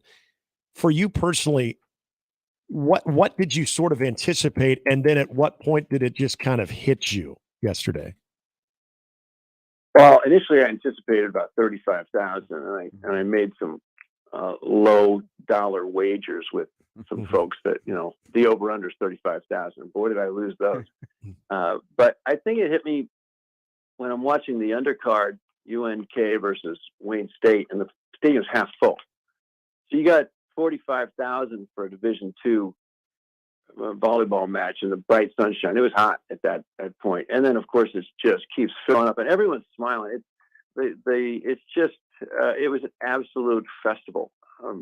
So it kind of hit me in the pregame that this was something really, really special. But actually, probably sooner, because I've got some friends on the East Coast and the West Coast who are picking up the story in the Bloomberg News and the Financial Times and the Guardian out in England. And if they're emailing me when they're just sort of aware that I call the games for this program called Nebraska Volleyball, and they're emailing me on a Wednesday in late August, this is catching the attention. So of a lot of people. So it kind of sunk in gradually all day yesterday, actually. John Baylor, the voice of Nebraska Volleyball, joining us. How cool was it to see the emotion of John? I mean, he's poured so much into this program and this event and this dream, and to just see him let it go last night, that was really cool. Yeah, and it started at 12:30 at the Coliseum with the rally. So the team had a rally, and he got very emotional. And I asked him, what was it? He said, well, the Coliseum, I was an assistant coach here for 3 years in the late 80s. And we used to have to set up the chairs. And then for the few fans who showed up, and we knew the first names of all the fans who would show up on a regular basis. And then coaching here in this building, the Coliseum, for my first 12 years. But you're right. I mean, he's been here for the arc, nearly the entire arc of Nebraska volleyball as an assistant under Coach Pettit, and now for the last 23, this is his 24th year. And I think, he just grinds every day. No one will outwork John Cook, and here was just sort of a visible manifestation of all of that effort. And at a pep rally at 12:30 at the Coliseum, which was packed, and then when he saw everything at the stadium and got to do a tunnel walk, his dream initially was to be a football coach. He was quite the high school quarterback, 6'4", 6'5". He was the prototypical quarterback, especially way back then in the late 60s. So to hear he got a chance to do a tunnel walk in a football stadium, so it'll be one of the greatest moments of his career forever.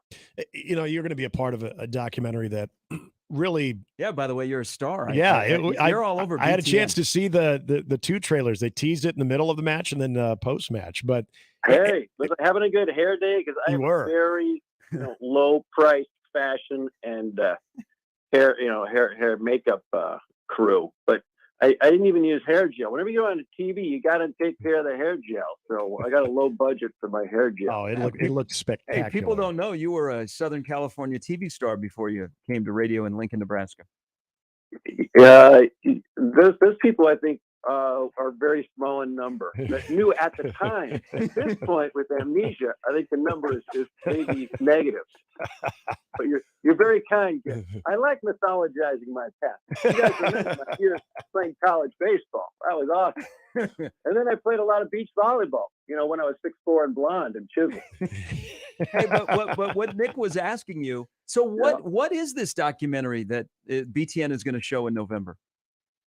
I think it's about the phenomenon that is Nebraska volleyball. I mean, how can this be? I mean, Big Ten, when they heard that, one of the volleyball programs in their conference is putting on a game at a football stadium, that's kind of odd. What? It's sold out in 2 days? Hold on. They're now reopening ticket sales to try to set a world record. So they jumped on it. And there are a lot of BTN guys, frankly, who came from Husker Vision and have some Husker roots. And they just thought, what better moment to capture what's going on here. So they sent a crew out to talk to Terry Pettit out in Fort Collins, where he lives. And I think that, they went out to Wyoming to talk to John Cook, where he lives during the off season. And then they decided to talk to little old John Baylor. And so apparently I brushed my hair sufficiently to get on that program a little bit. I haven't seen any of it, by the way, but people keep commenting on it. But I think it's going to, along with what NET now in Nebraska Public Media has put together over the years, I think they've done 3 documentaries on Nebraska volleyball. This may be the one. First of all, it's got the highest profile that gets viewed the most, but it's also, I think, got the most investment and resources into it. And the guy running it is fabulous. I've been told, and so they're really passionate about the project. So it's pretty exciting. I think they're gonna have some great stuff and some revelations, even for Husker fans. It was a really cool trailer. There's one part that, and you kind of lead off the trailer by talking about volleyball hotbeds. You would think would be in the beaches of California or in Texas, but it's Nebraska. And I go back to last night. This is not going to be an annual thing, but we were kind of talking about this earlier. You get a 7, 8-year-old, 9-year-old that was in attendance last night that maybe have thought about playing volleyball, but you see something like that and it has a lasting effect. Yeah. We know how well this coaching staff recruits, but for the future of this state's volleyball product, whether it's Nebraska, Creighton, Omaha, Wayne State, Kearney, wherever, how big was last night for that continued growth? Oh, it's huge because we're a visual society. We learn through pictures. If you write Old Man in the Sea today, I mean, just a fraction of as many people read it.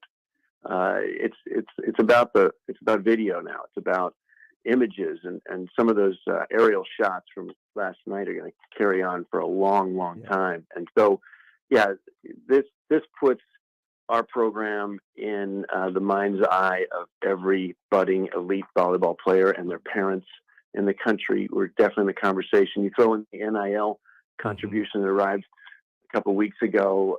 You throw in the Devaney, the Big Ten television network.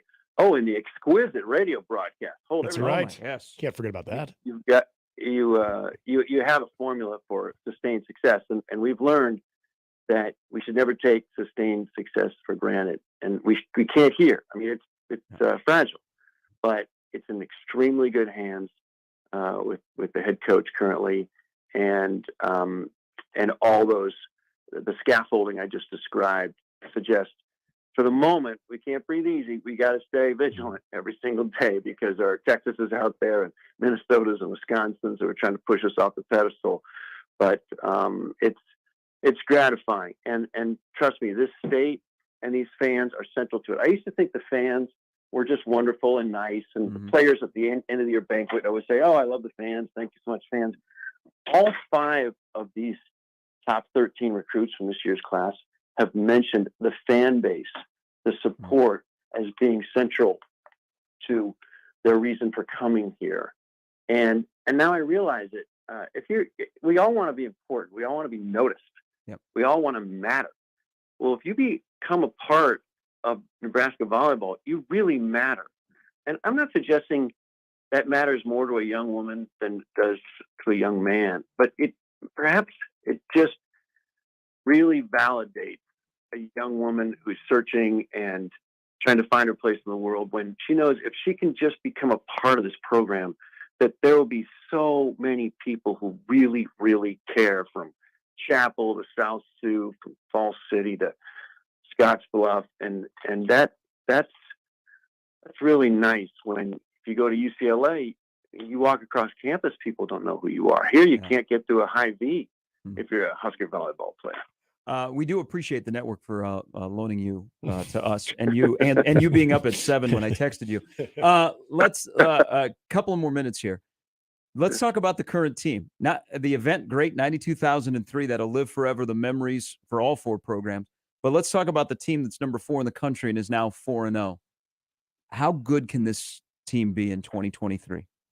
Well, Stanford just lost shockingly the other night at 3 to number 8 Florida. So the Huskers are probably going to be number 3 behind Louisville and Wisconsin. I'm concerned about Wisconsin. They're absolutely loaded. They got a 6'9" player, Anna Schmreck, whose dad played for the Lakers in the late 80s. Not happy about it.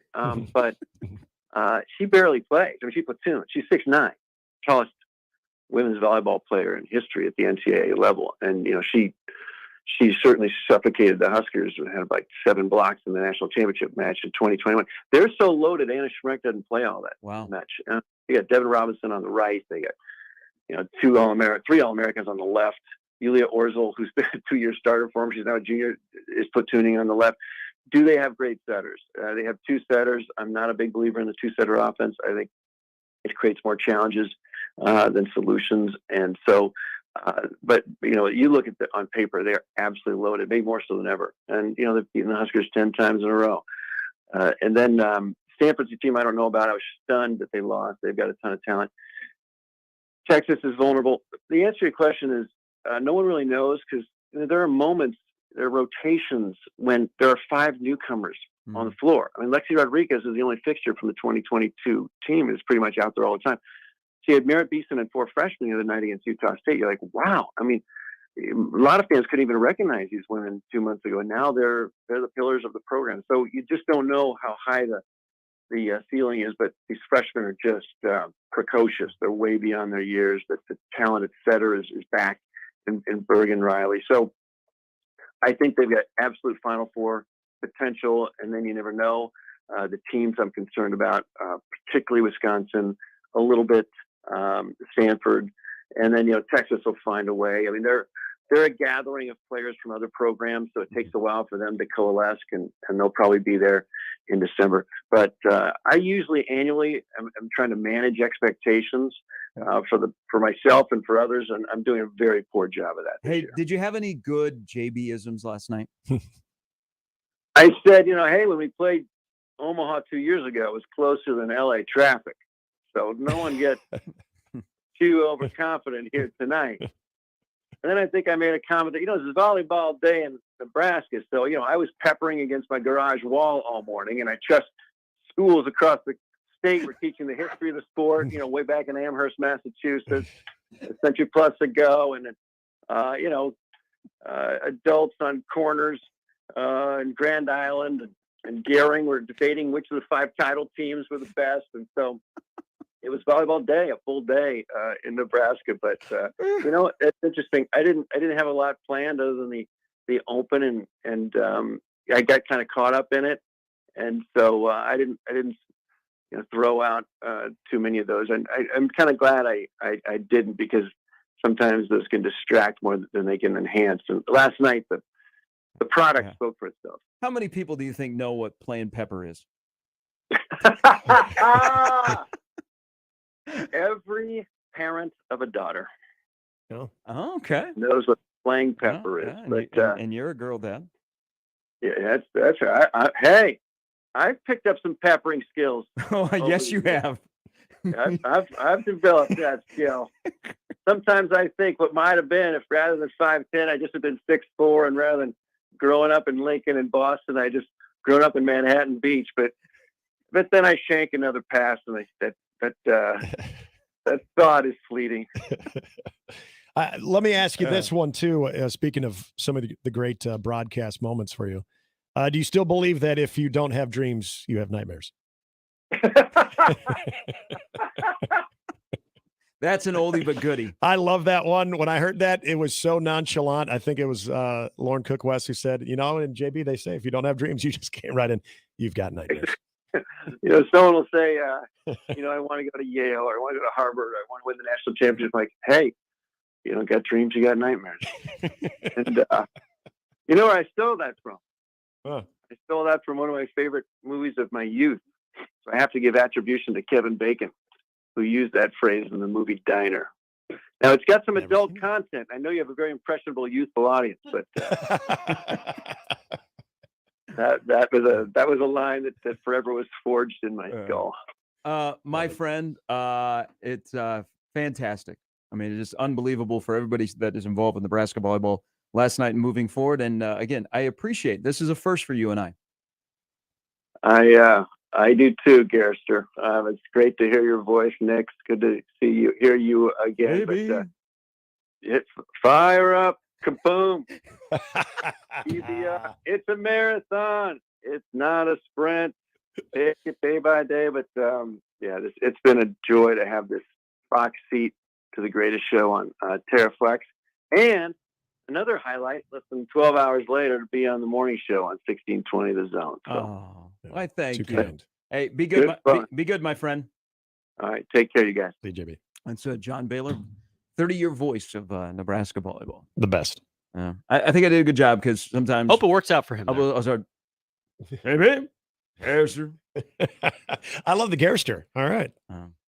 That's got to be a you and JB thing. I don't think I've ever heard anybody refer to you as Garrister. 92,003 last night.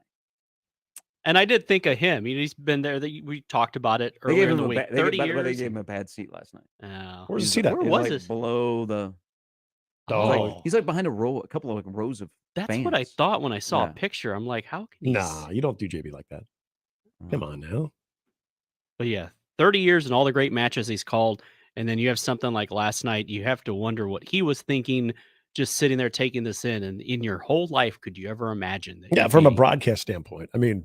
And then after that, it's, I can't see. I would say probably him and I doing Lincoln Stars games would rank above some of the titles. Up there, yeah. Yeah. Oh, I can imagine that. Some of the games we did at Old Buck Belcher. Yeah. I can only imagine. Him and I went and did a Kansas State, Nebraska game and ruined the KLIN traffic car. Baseball? Yeah, we went down for a weekend of baseball in Manhattan. Oh, so we took the little car from KLIN where we were both working. Yeah, we left the transmission on one of the overlooks in Manhattan. Oh. Yeah, wasn't good. Did you lose that? Yeah. I'll give you a little another thing because it's well past the statute of limitations. So JB and I used to spend a lot of time here in Omaha, and we would spend the night at a mutual friend's house. Well, JB was on the morning show and had to do traffic. So there was one morning that he was doing Lincoln traffic from Omaha. We got boots on the ground. Now that's inspiring. This is what we're hearing in so Lincoln. his first job at KLIN is he was the traffic guy on the morning show.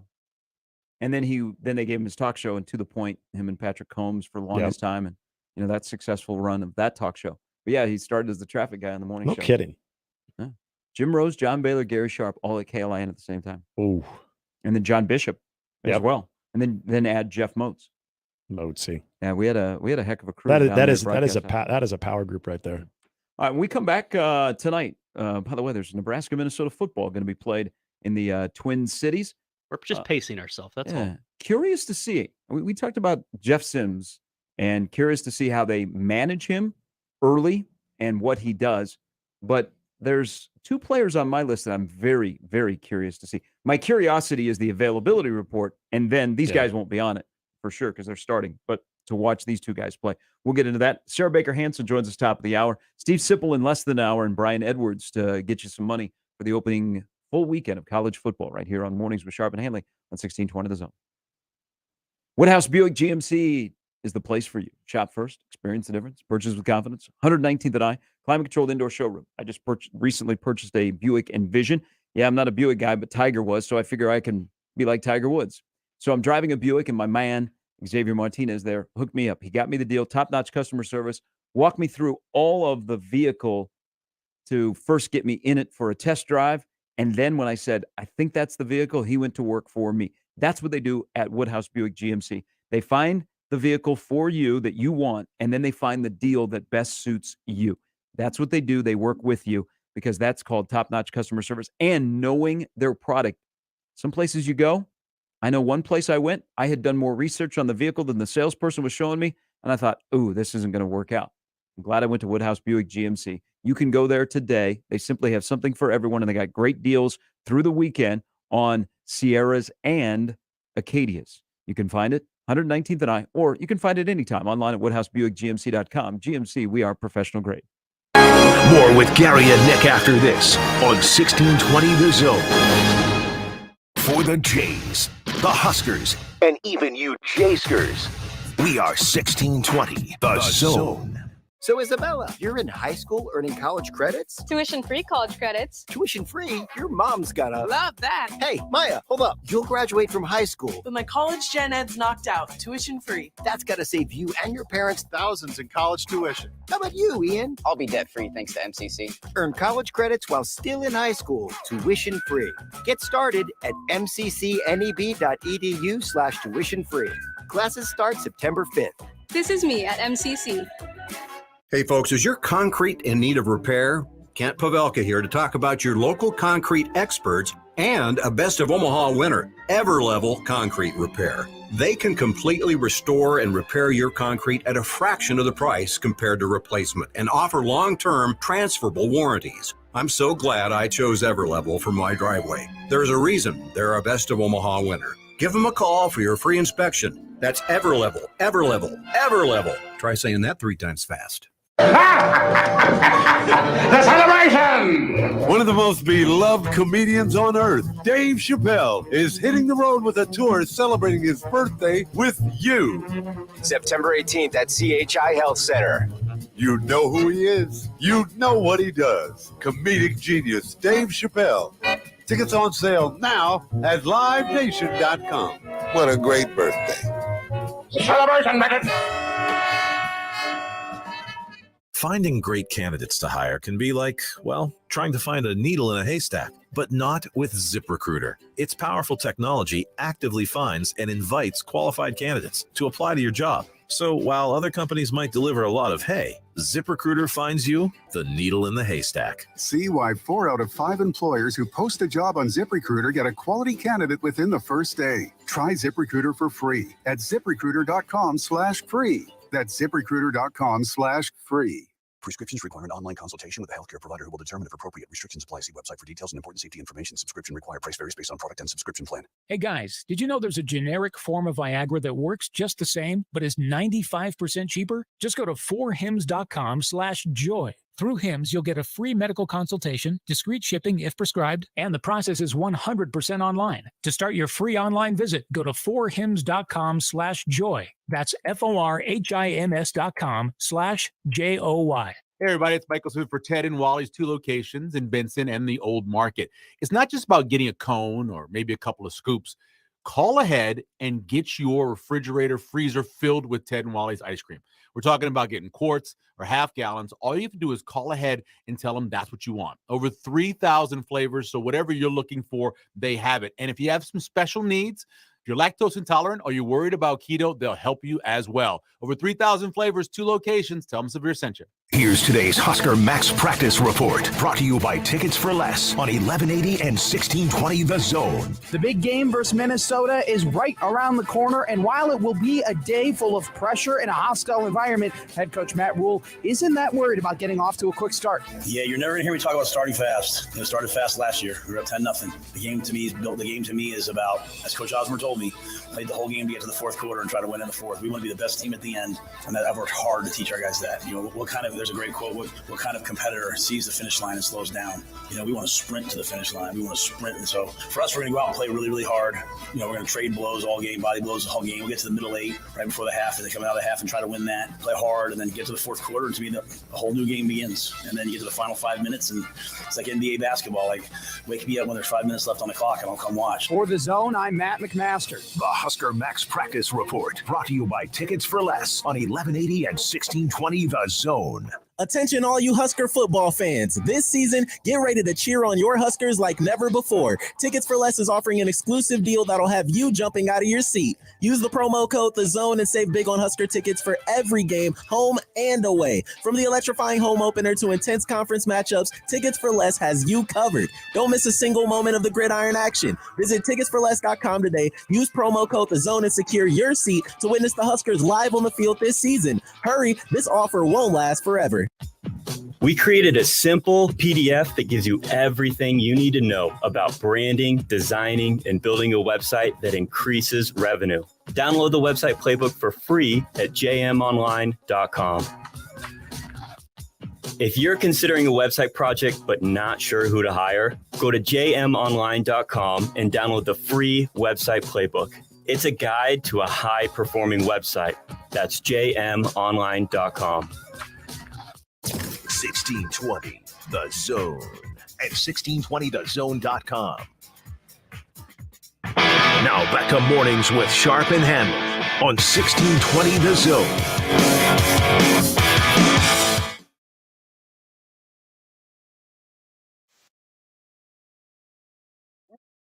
Again, because it doesn't get old and it shouldn't get old. 92,003. That's how many fans were in Memorial Stadium last night to watch Nebraska volleyball sweep Omaha. They win all three sets by double digits, 25-14, 25-14, 25-13. Nebraska plays its first road match of the season Sunday when the Huskers travel to Manhattan to take on Kansas State in a Big 8 matchup. However, they won't play this at Bill Snyder Family Stadium. They'll play the match at 4 o'clock. Everything's normal. In the first match, late yesterday afternoon, Wayne State sweeps UNK in an exhibition. But it was all about the experience for both schools. Shout out to Louis the Loper. Elsewhere, Creighton opens the home portion of its 2023 schedule this weekend when it hosts the Blue Jay Invitational against 3 teams with postseason aspirations. Tournament begins tomorrow at 3:30 when LSU meets Northern Iowa. LSU coming back to Omaha. Well, there's the story. Anyway, that precedes Creighton's matchup with Ball State at 6. On Saturday, Northern Iowa meets Ball State, followed by Creighton welcoming LSU. Oh, who will Omaha root for in that one? Anyway, the event wraps up Sunday when Ball State takes on LSU at noon before closing with Northern Iowa and Creighton at 2:30. Don't want to forget this. Friend of the show, Ryan Held and his Lopers at UNK kick off their season tonight on the road at Central Oklahoma at 7 o'clock. Their home opener in Kearney is next Saturday the 9th, 7 p.m. against Northeastern State. Counting Nebraska and Minnesota, there are 11 college football games tonight in FCS. It's here. One of which is Florida and Utah out in Salt Lake. Big story there. Cam Rising doubtful for the game against the Alligators and is not expected to play. Rising is 18-6 as a starter, 5th most wins by any quarterback in Utah history, and has thrown for just under 5,600 yards and 46 touchdowns while leading the Utes to back-to-back Pac-12 titles. Well, when will he be 100% at all this year? Yeah, that's what I wonder. That was the Rose Bowl. Tore his ACL. That was a major injury, Yep. and we're talking. They thought he would be back in 9 months. Mm-hmm. Yeah. And that spread now down to 4.5. Still unclear when he'll return, but he tells them he feels pretty damn good. He tells the media that. I still like that defense for Utah. You remember he got Graham Mertz at quarterback. That's for true. UF. That's your trigger, man. Back-to-back Good 10-win things. seasons. They play at Baylor in week 2. Another marquee game. Future Big 12 matchup, Utah and Baylor. It'll be warm down there. It'll be warm all over the place this weekend. 102 at kickoff in Austin between Rice and Texas on Saturday at 2:30. I'm sure that stadium will be packed. It's been 8 years since odds makers have anointed a team other than Alabama or Clemson as the preseason favorite. That streak is over. Congratulations. Georgia no longer disrespected. Firmly the consensus betting favorite to win the college football playoff at sportsbooks around the nation. The Bulldogs, vying for a 3rd consecutive national championship, enter the season with some of the shortest title odds in over 2 decades. On Thursday, Georgia was plus 240 to win the college football playoff at Caesars. Alabama's next at plus 550, followed by Ohio State and Michigan. Alabama had been the preseason favorite or co-favored with Clemson in 7 of the past 8 seasons, but now it's Georgia's turn. The Bulldogs have the 5th shortest odds of any preseason title favorite in over 2 decades. Good luck spinning that Kirby. 8-4. Disrespect. They'll figure out a way. Everybody's bagging on our driving. Show them. 5th best college football team in Georgia. The FIBA Cup's going on. Japan is up 5 on Venezuela with 1:12 to go. How many shots does Casey have? He's 2 of 8 today. He's got 5 points. He's only played 15 minutes. But Japan, well, now they're up a field goal with 1:05 to go in that. A couple of comments from the stream. Eric, either this is about your Open, Jimmy, or last night of 92,003. He said he had tears in his eyes. Ooh, I'm going to go with the volleyball, but it's a powerful Open, though. Thank you. Earlier, shout out Matt Rule for supplying the audio. The real Brian Blade. That Open made him run through a wall. Yes. All right. So he was all in on the Rule aid. Good way to start the day. He's got a Herbie. Laura asked, do you think there's any chance they'll do it again? Hopefully against Creighton or a premier opponent. I don't think they'll do this again. Yeah, we said that yesterday. I think it was a one-time, 92,003. And it took a lot. It was, what, $3 million to put on? Yeah, that's... And no, maybe I have that wrong. If they do, it'll be many years in the future when the nostalgia of it comes back and they have everything lines up perfectly and be like, hey, remember in 2023 when they did that? What if we did it again? But it won't be next year or the year after. Yeah, maybe you could commemorate an anniversary for it or $3 million in expenses. Yeah. I could see that one. Yeah, I think it's kind of let it stand alone. Right. Let it breathe for a while. See if anybody tries to attempt something like this, which people are talking. I'm in full agreement that I just think this. You go through that and you think it, and you kind of you pick the brain of everybody that was involved with this, with the University of Nebraska and the city of Lincoln, and it's a great idea in theory, but then you see how much goes into it, and you're thinking, do we have the resources to pull that off? Because if you're going to do it, you try to match. But that's twice now in a calendar year that we have had 2 volleyball coaches. Kirsten Bernthal Booth at Creighton. Remember, the indoor record was Nebraska Creighton. Yeah, about this time last year until the Kohl Center. And but KBB, which she didn't have to do and shouldn't have to do. They said, hey, let's break the record. Yep. And Nebraska and Creighton got on board, and you saw what kind of crowd they had. And then you have last night where they say, let's break the record, and they put 92,000 in. I think. If they do it some day down the road, maybe it's a team that's like a Stanford or a Texas or something like that. Yeah. But Nebraska going from Wednesday 92,003 taking on Omaha next Wednesday night at the Devaney Center.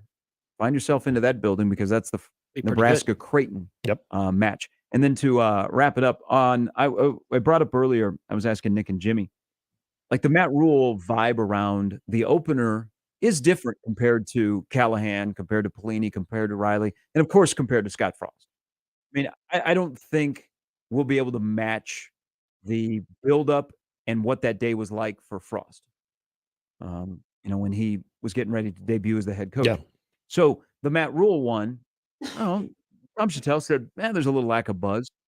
I don't think so. I think when 7 o'clock rolls around, people are going to be dialed in. Yep. I think they have approached this where they've contained the expectations, and you can kind of see it. You can kind of see that there might be something going on here. I don't think anybody's gone like, "Oh, I'm all in." They've gotten you close to being all in, but you want to see it. But they've done a good job of managing the offseason. But I think Craig encompasses this pretty well. So Coach Rule's plan and intentional approach manifests in fans having the most measured level of hope since Frank. We've all experienced unrealistic hope and know how that hope kills how it's that hope that kills you. I think that's a good way to look at Matt Rule's opener. Yeah, I think everybody understands that there is a concerted effort to not cut corners in the so-called process of this. And so tonight's step one of the process. And that's what it is. It's exciting to see it start, to see where it could go, but that's exactly what tonight is. So if you want to say it's subdued compared to, the Scott Frost opener, okay, sure, I'll go with you there. But I don't think there's any lack of anticipation or excitement tonight because I think people understand what tonight represents for an era where you hope you have people in place that can finally get this thing swung back in the right direction. Channel 3 Sean says the sequel is never as good as the original, unless you're Rambo or Godfather. Godfather 2? No? No? With you on Rambo. Yeah. I'm a Godfather 2. I'm a Godfather 2 I've heard fan. that said, though, before. I'm a Godfather 2 fan. All right, to wrap up the hour, Sarah Baker Hansen coming up in a little bit. Good morning, Donnie. Morning. Empire Strikes Back way better. There Oh, there you go. Way Yeah. better than the original. There we go. Great What example. about Major League 2? I'm just kidding. I'm just kidding. PG-13. No. Whole question is Empire Strikes Back the best Star Wars movie of them all? Oh, 100%. Yeah, Absolutely. I Right, completely Donnie. agree. Donnie, I Yeah, see, so I see I that agree- you want to I- disagree with us, but I'm glad we're in agreement there. Oh, and this is a respectful disagreement. But I see what happened last night. First off, I didn't get a chance to go. But watching that whole thing at the fire station last night with all the guys, it was all the Husker fans that we had at the station. It was a moment that will be forever locked away as a Husker memory, not just a Husker football memory, but a Husker memory. It was really cool to see that. Now I see Trev as a marketing guy. Trev is a marketing guy, and I respectfully disagree with you when this is a one-off or that they're going to wait. I think they see that this thing is fire, and I think next year or maybe 2 years down the road tops, now they invite other big name teams, 3 other big name teams, and you make a night of it, and you bring in money from out of state. It's not just bringing in money from every corner of the state. You start bringing money into the state with this amazing one-of-a-kind event, if you will, much like the College World Series. I think that they need to take advantage of this and bring some money into the state with something that is original and something that is original Nebraska. That's just my point. And Huskers by 10 tonight. Go Big Red. Thanks, Donnie. Yep. That's a great point. So I Huskers by 10 is his best point. I hear him on capitalizing on something that's so unique and try to bring money into the state. What if it can become a thing? But I still think you need to breathe a little bit. And I would say if you want to commemorate an anniversary, whether we want to go, the 5 or 10 years, I just think that if you do it every year, it loses a little bit of what that original one was. It loses a little bit of that luster to where that number, that attendance number, I think starts to come down a little bit if it becomes more of an annual thing. I think the reason you saw last night leaving the impressions that it left and we'll continue to talk about is because of how unique and how rare and sort of almost a once in a generation, lifetime opportunity that felt like. And I think there's a lot of value there. I hear him on trying to capitalize and bringing in now another state's money into this, but I still think that that's a lot further down the road. Now, the logistic part of this, the reason that it was able to work in this time frame, Nebraska football is on the road for 2 weeks. 2 road games. So you basically have September to pull this off. Nebraska being on the road and not home till the 16th of September was ideal to do it this year. So the calendar would have to line up. All right, Sarah Baker Hansen coming up, kick off the third hour. And we'll get into the most curious. Is there anybody that you're more curious to see tonight outside of Thomas Fidone? Curious? No. Thomas Fidone has had basically a 2-year wait for tonight in an offense that I think we believe that the tight ends are going to be a major part of it. He's my most curious guy. I can't wait to see, or the guy you can't wait to see is Thomas Fidone tonight. There are others, but I don't think I can think of one that's more. It's a great start right there. Intriguing than Thomas Fidone. Yeah, like I would think. I'm still really fascinated to see Deshaun Singleton now in this primary role. Like to me, I'm really looking forward to seeing how he kind of shows up tonight. Also, and I've said it many times, the new improved healthy Gabe Ervin, what he looks like, especially in the role that he's going to be in with what we think this offense is going to do. But as far as a fully healthy Thomas Fidone in a position to where you can use him in multiple facets, and given the state of the wide receiving core, I don't think there's one more intriguing than Thomas Fidone. Yeah. I think Anthony Grant will have more touches tonight than Ramir Johnson. I wonder if Sip will feel that same way when we join him at the bottom of the hour. Sarah Baker Hansen next on Mornings with Sharp and Handley on 1620 The Zone.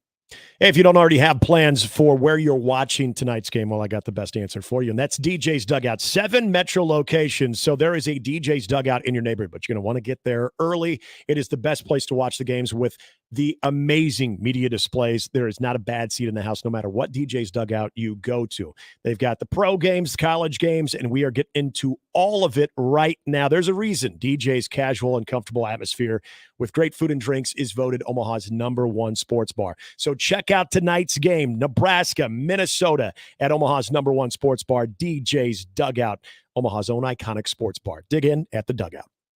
Mornings with Sharp and Handley returns in minutes on 1620 The Zone. 1620 The Zone. Traffic. From the Backlund Plumbing Time-Saving Traffic Center. We have no accidents to report at this time, but you can expect a bit of a slowdown near 90th and L. Then on Dodge, be prepared for things to start slowing down just a little bit near 77th. And on Industrial Road, be prepared for some delay near 149th. As always, remember to stay safe and wear your seatbelts.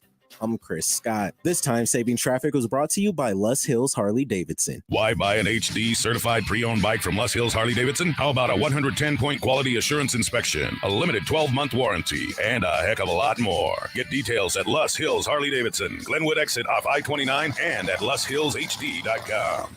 Happy birthday to us. That's right. We're turning 50 this year, and we're celebrating with you. Introducing my new birthday cake streusel, topped with vanilla cake and crunchy streusel, a swirl of white icing, and showered with rainbow sprinkles. Paired with our classic combo, the one that started it all, and your favorite one-topping pizza. Happy birthday feast. Enjoy one today. Godfather's Pizza. Do it. A team succeeds when they work together. Banking's no different. At UBT, we're in your corner for every financial move you want to make. Your money's backed by a roster of experts who put in the work to know you and your community. So whether you're opening a savings account, buying a home, or planning your future, you always know who to turn to. Working together toward your financial goals. That's a win in our playbook. Union Bank and Trust. Equal housing lender, member FDIC.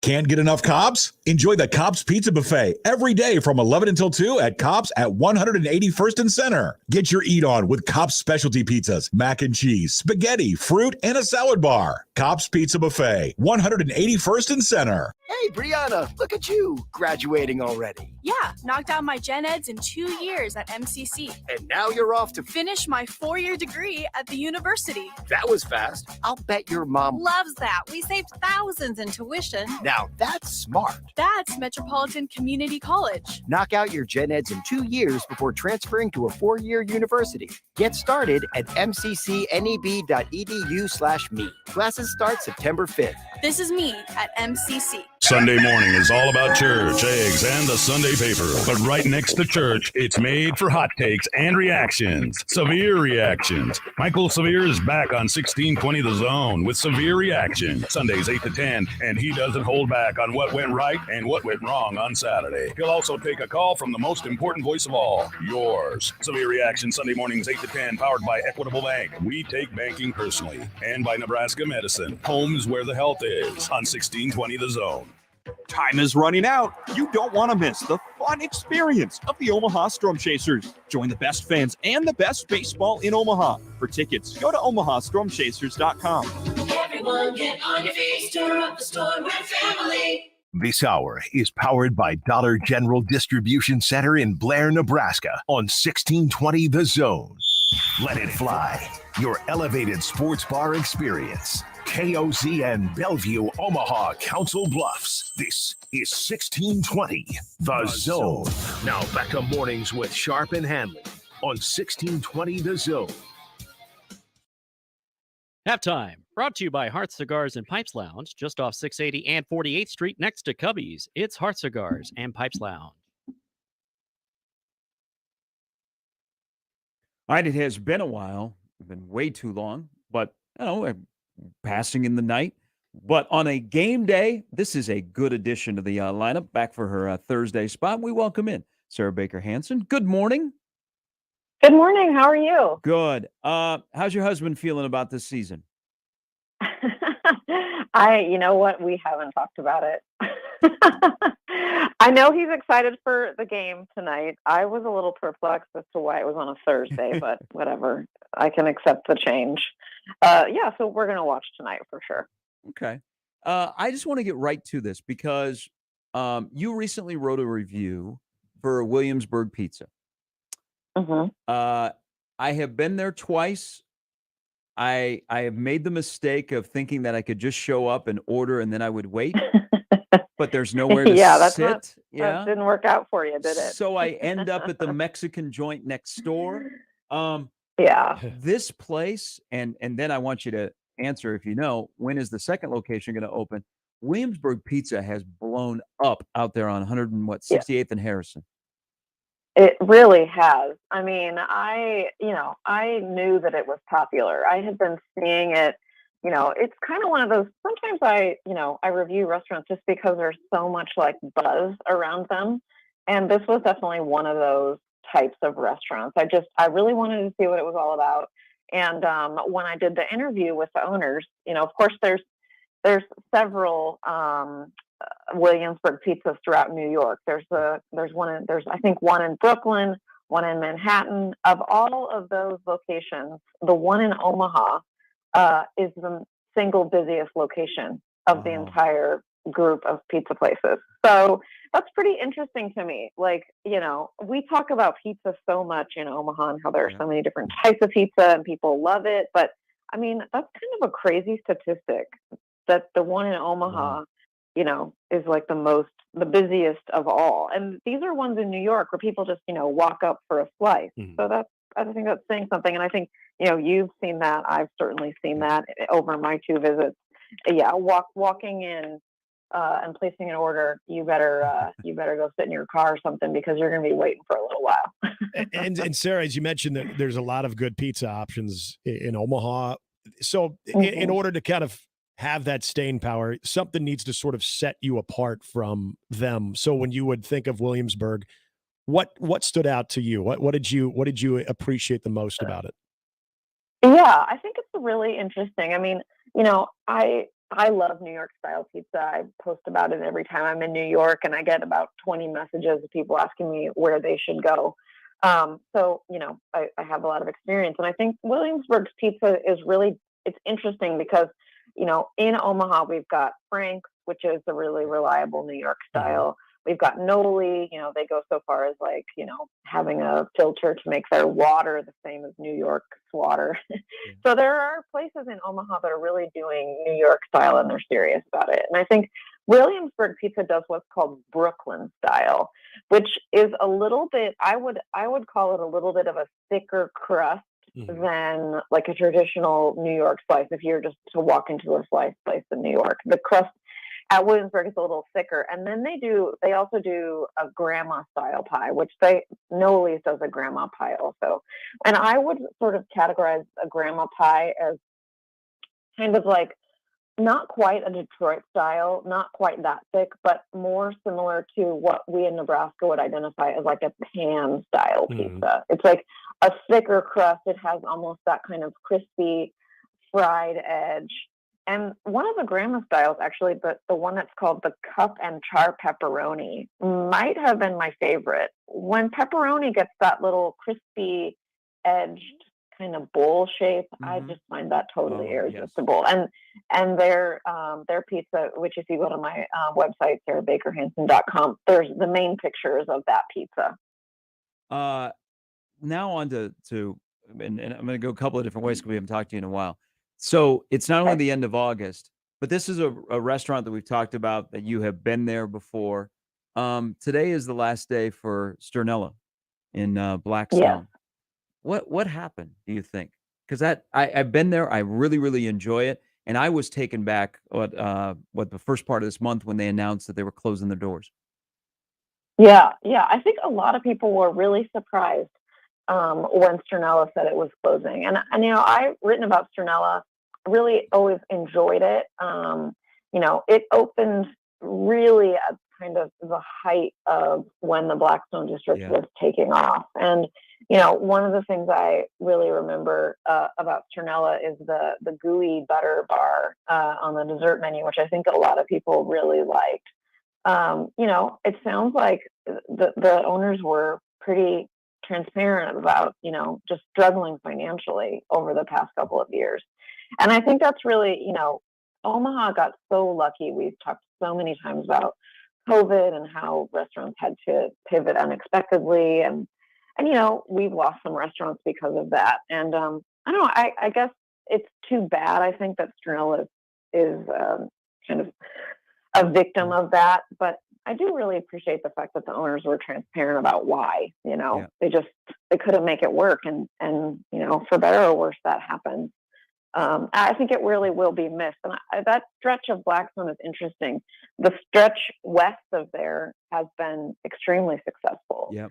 And I think the stretch just east of that block where, Cottonwood Hotel, Crescent Moon, Camp, the new food hall, where Nice Rolls is reopened now, I feel like that's going to find success. But that one kind of middle stretch has struggled a little bit. We've seen a lot of places that I thought would be extremely successful end up closing, and I don't really have the answer to why, but I do find it something interesting to think about. So on that, we've talked about a couple of local restaurants, and you also are involved with GrowOmaha.com, and I love reading the weekly report, and especially of the restaurants that are either moving, new location, i.e. Charleston's, or some of the local new ideas, or there's also national. And just driving around and seeing signs up, does it seem like more national chains are moving back into Omaha? I think there are more, certainly when it comes to like cookies, we're seeing a ton of these like cookie chains open in Omaha, which I think is probably, a testament to the wild success of Crumble. And when I wrote about Crumble, that was the first review I did for Grow Omaha. It was also the most popular location of that chain in the country at that time when it opened. And so I think, when you see that, and then one of the two owners of Williamsburg Pizza, his family owns a lot of the Jimmy John's franchises in Omaha. And that Jimmy John's on 72nd and Dodge, that was also the most popular Jimmy John's at one point in the entire country, of all the Jimmy John's, which is kind of, those kind of statistics are really wild. And I think when probably, franchise people who want to open a franchise or people who want to operate, a chain restaurant in a city like Omaha, I think probably when they see those types of statistics, that's pretty eye-opening. That's something that you don't see every day. Sarah, and again, we haven't talked to you in a while, and I know that as summer's kind of winding down, maybe we think less of ice cream, but it feels like this has been the summer and even spring of cone flour. And I'm happy to say that my wife and I, she drugged me there a long time ago when they kind of first opened, and it was because of the sun-ripened strawberry, which was only available for a limited time. And there's always that question of ice cream, how different can it taste from other chains? But I've always said, cone flour is pretty good. And the things that they have and just the availability and the seasonal stuff that they have, I think makes it stand out. But does it seem like this has just been a huge movement this last summer for cone flour as far as the height of popularity? Oh, yeah, I think so. I went to I've been to Cone Flour a few times this summer, and really, ice cream is one of those things where I could go every day if I chose to, but I really know you have to be responsible about yourself. Yeah. But every time I go, whether it's, I don't even try to go on a Saturday because forget about it. But, even on weekdays or weekday evenings, you go up there's at least a dozen people waiting in line. Yeah. It's kind of become this phenomenon. And I think, to me, the reason that cone flour is different is because I feel like not only are the ice creams, like you're describing, singular flavors, a lot of places do that, but I don't think that I have ever had a bad bite or something I didn't like at cone flour, ever, period. And when I reviewed the new location, which is in North Downtown, inside Millwork Commons earlier, a month ago. And, there wasn't a huge line there yet when I visited, but, there is a line now. And I asked them specifically about those fruit ice creams because I was able to try the summer strawberry, which was just tasted so purely of strawberry. Grandma Minnie's Lemon Bar is another one of my favorites that they do. They had one that was like a rhubarb flavor. They have tart cherry crumble. And it's so interesting to me. Like, when I think about, I'm going to go get ice cream, I'm more like a chocolate. I want like chocolate in it, or I want Reese's, or I want Butterfinger, or, something like that. But when I go to Coneflower, I always want these fruit flavors. And so, I kind of asked them about that. And it turns out that they have this very intense process of making, jams and compotes that they go through really rigorous testing to make sure that something that they make at room, like it tastes good at room temperature, also tastes good completely frozen.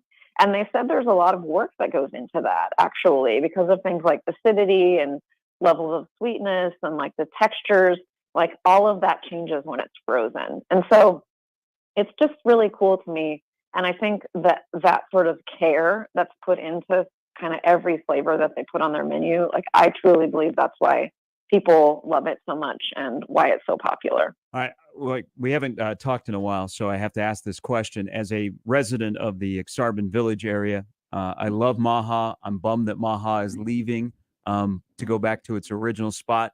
You're a board member, and it's a great festival. I don't care. You could hold it in our parking lot here at the station, and it would be a great event. So I'm trying in my head. I was thinking about this, Sarah, because I went down to the newly finished riverfront, which is amazing in downtown Omaha. The Gene Leahy Mall has been great, but now the other part that is open is fantastic for the community. I mean, I love the skate ribbon, and then you walk across the bridge, and you're over by the Illuminarium and all of that stuff that's going on there. So moving back to the riverfront, the OG location of Maha, where is the main stage is going to be set up? Have you guys figured that out yet? Yeah. So when you cross, out of what we call the Gene Leahy Mall, and you cross the street and you go into the riverfront, there's this enormous kind of green space area, and that is where the festival is going to be. And so the main stages are going to be on sort of the river end of that park space. So as far east as you can get, that's where the stages are going to be set up. So the artists are actually going to be facing downtown Omaha as they perform. But it's really interesting to me. I had not really realized how large that space is, but that green space is twice the size of the green space in Exarban where Maha has been. So to give you some context, so that area in Stinson Park is enormous. It's very large, and that the new space is even bigger. We'll be able to have more concert goers. We'll be able to have more vendors, more food trucks, more kind of everything. So we're really excited about it. Like you said, Maha has sort of started down on the riverfront, and we're very excited to be back down there in 2024, celebrate the new space, which, like you said, is absolutely gorgeous. Well, that is great. Hey, we appreciate it. Thank you. Enjoy football tonight with friends. Will do. You too. That's Sarah Baker Hansen. You can follow all of her work on sarahbakerhansen.com. Just recently reviewed Williamsburg Pizza. That's the place you told me about, right? Yeah. You got to order ahead. That's what I've heard. It's busy in there. It's not really a place where you go and you grab a slice and you sit. They only have like 3 or 4 booths. Yeah. But it is always busy. I've heard. So immediately go, okay, where's your second location going to be? Exactly. Is it going to be closer? Which in her blog? Yeah. I think it was Happer. I think it was during the College World Series. He got it and he said, if you go, you'll get a chance to go because it's good. Everybody, that's 3 people telling. And then I had I think it was my mother and father-in-law try to go there, and like you, they're like, oh, this is a little too long. We can't wait. But if you order ahead. Yeah.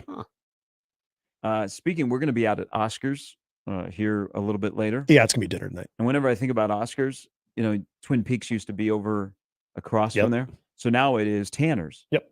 Twin Peaks is trying to come back to Omaha. Really? Mm-hmm. Oh. What's next? The Tilted Kilt? Was there ever Tilted Kilt here? In Lincoln. Well, in Lincoln. Never in Omaha, no. Yeah. Well, I think the guy I did a radio show out there in Lincoln once. I think the guy that ran that place kind of did in his own. Mm-hmm. Yeah. It became a gots to go situation for the company. A bit of a peeper, if you will. But yeah, so Twin Peaks, when I first moved here, Twin Peaks was like super popular. Yeah. It's always, hey, the beer is what, 34? 32 degrees. 32 degrees, and they yes. advertise that. And Yeah.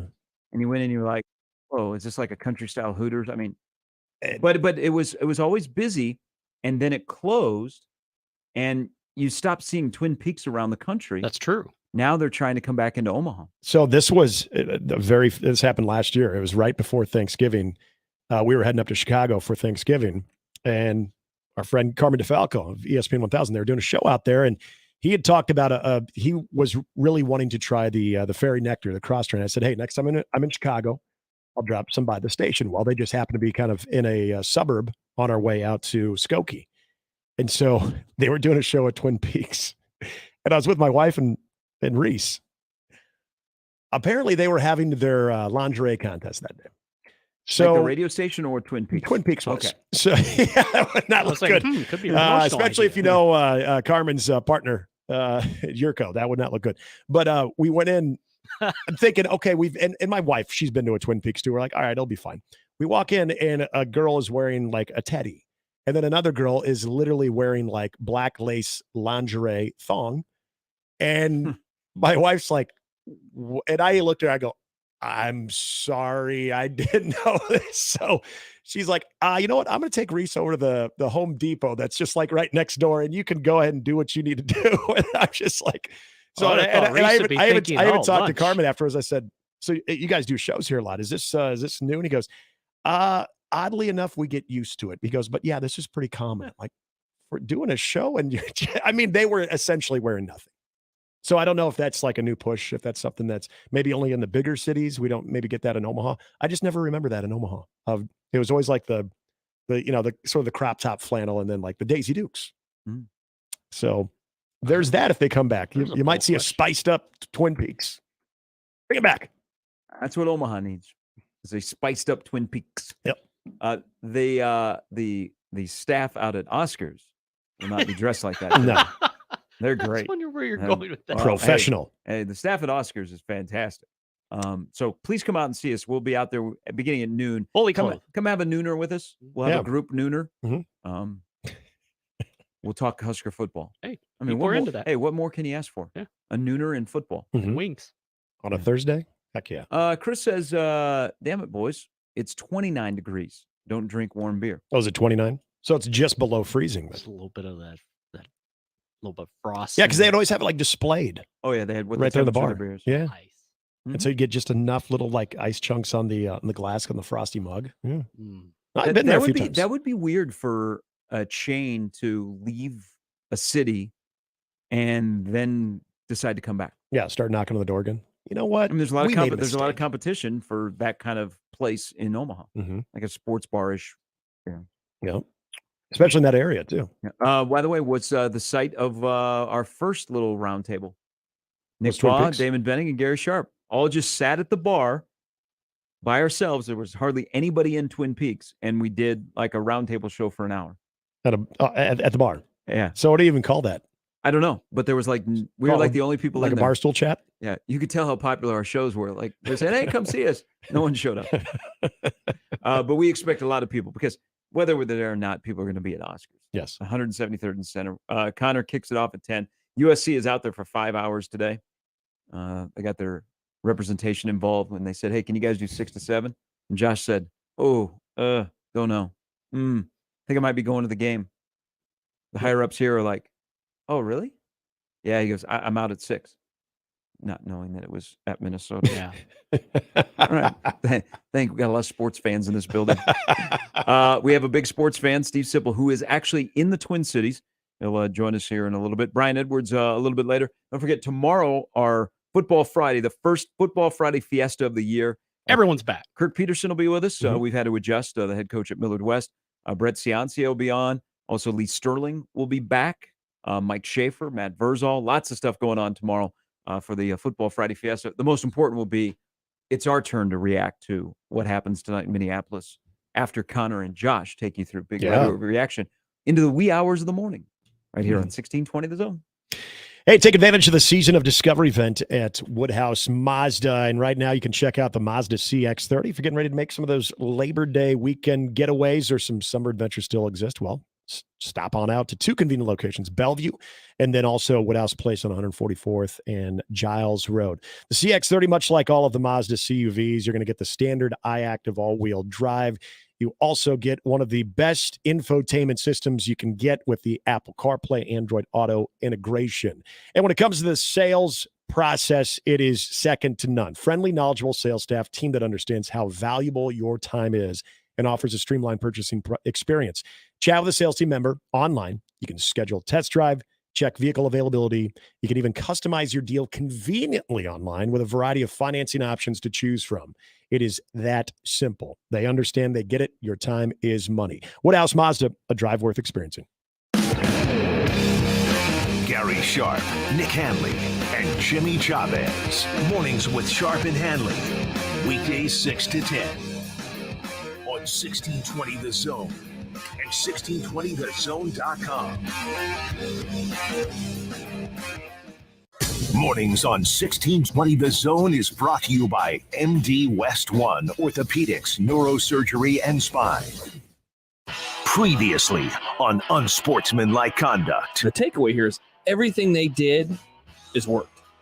And it's worked to the point that the attendance is up 8%. That is bonkers. So, I mean it's showing itself in every facet of baseball. It's working. Working on the field. It's working in attendance. I'm guessing, I'm not a TV ratings guy, but I'm guessing the postseason is going to have an uptick in viewership. Unsportsmanlike Conduct with John Bishop and Josh Peterson. Weekdays 2 to 6 on 1620 The Zone. Your Omaha area forecast from the Godfather's Pizza Weather Center and KETV Newswatch 7 on 1620 The Zone. Another warm and sunny day ahead for Thursday, though a bit more breezy. South winds will gust up to around 20 miles per hour, highs around 85.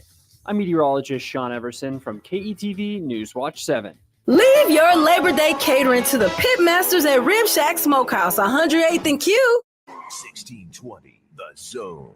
Traffic. From the Backwind Plumbing Time-Saving Traffic Center. We have one accident to report along Saddle Creek Road at Northwest Radio Highway, so please be cautious if you're in that area. On Dodge, be prepared for some significant delays from 94th all the way to 75th, and eastbound along I-80. It looks like things are slowing down just a little bit from 60th all the way to 84th. As always, remember to stay safe and wear your seatbelts. I'm Chris Scott. This time-saving traffic was brought to you by the Nebraska Lottery. Someone just won a beautiful new blue truck playing Trucks and Bucks 2023. So there are only 6 trucks left. Better get to a Nebraska Lottery retailer, buy a ticket, and play today. Top prize odds, 1 in 336,000. Creighton Sports Update. Creighton Volleyball opens their home schedule this weekend for the Blue Jay Invitational. The Blue Jays face off against Ball State on Friday night at 6 o'clock, followed by LSU at 5 on Saturday night, and we'll cap it off with Northern Iowa Sunday at 2:30. Limited tickets are available online at gocreighton.com/tickets. And that's your Creighton Sports Update. 1620 The Zone proudly supports Creighton Athletics.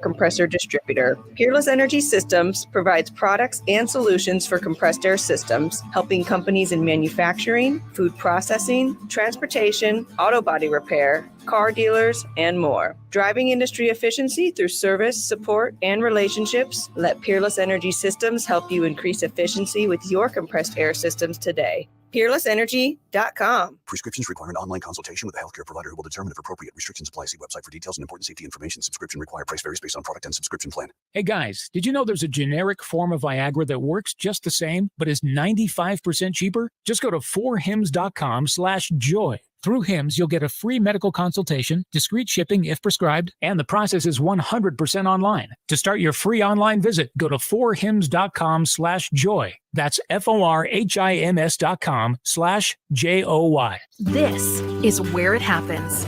Long hikes with friends, kayaking adventures with family, more horseback riding, zipline gliding, rock face climbing, hammock camping fun than you could ever imagine. And it's all outdoors, amongst the trees and across the prairie, here beneath Nebraska skies. Plan an outing today at yournebraskaadventure.com. Sponsored by Nebraska Game and Parks, aired with the Nebraska Broadcasters Association and this station. I know I need to pay attention to my health, but I just can't seem to find the time. Between rushing to work and taking care of the kids, there's not much time left over for me. So I decided to start small by eating more fruits and vegetables and being more active. And then I got the family to make some changes too. We started by keeping a bowl of fresh fruit on the counter, and I limit the amount of sweet snacks I keep in the house. I've also found some creative ways to add more vegetables to our meals. We're taking more walks, and on the weekends, we head down to the pool at the rec center. It doesn't happen every day, but it does happen. You don't have to change your entire life to be healthier. Just make some simple changes and include your family. You'll see how easy and fun it can be. You can make a difference. Eat smart, play hard. And when you do, your kids will too. A challenge from USDA. Harrah's Council Bluffs presents Alter Bridge with Seven Dust, Thursday, August 31st at Stir Cove. Get tickets and check out the full entertainment lineup at stircove.com. Stir Cove is an all-ages venue. Make the right call, fans. The Rooferees at John Higgins Weather Guard. The Zone Hotline is powered by 42 Degrees, The Source, by your mom's house. Now back to mornings with Sharp and Handley on 1620 The Zone.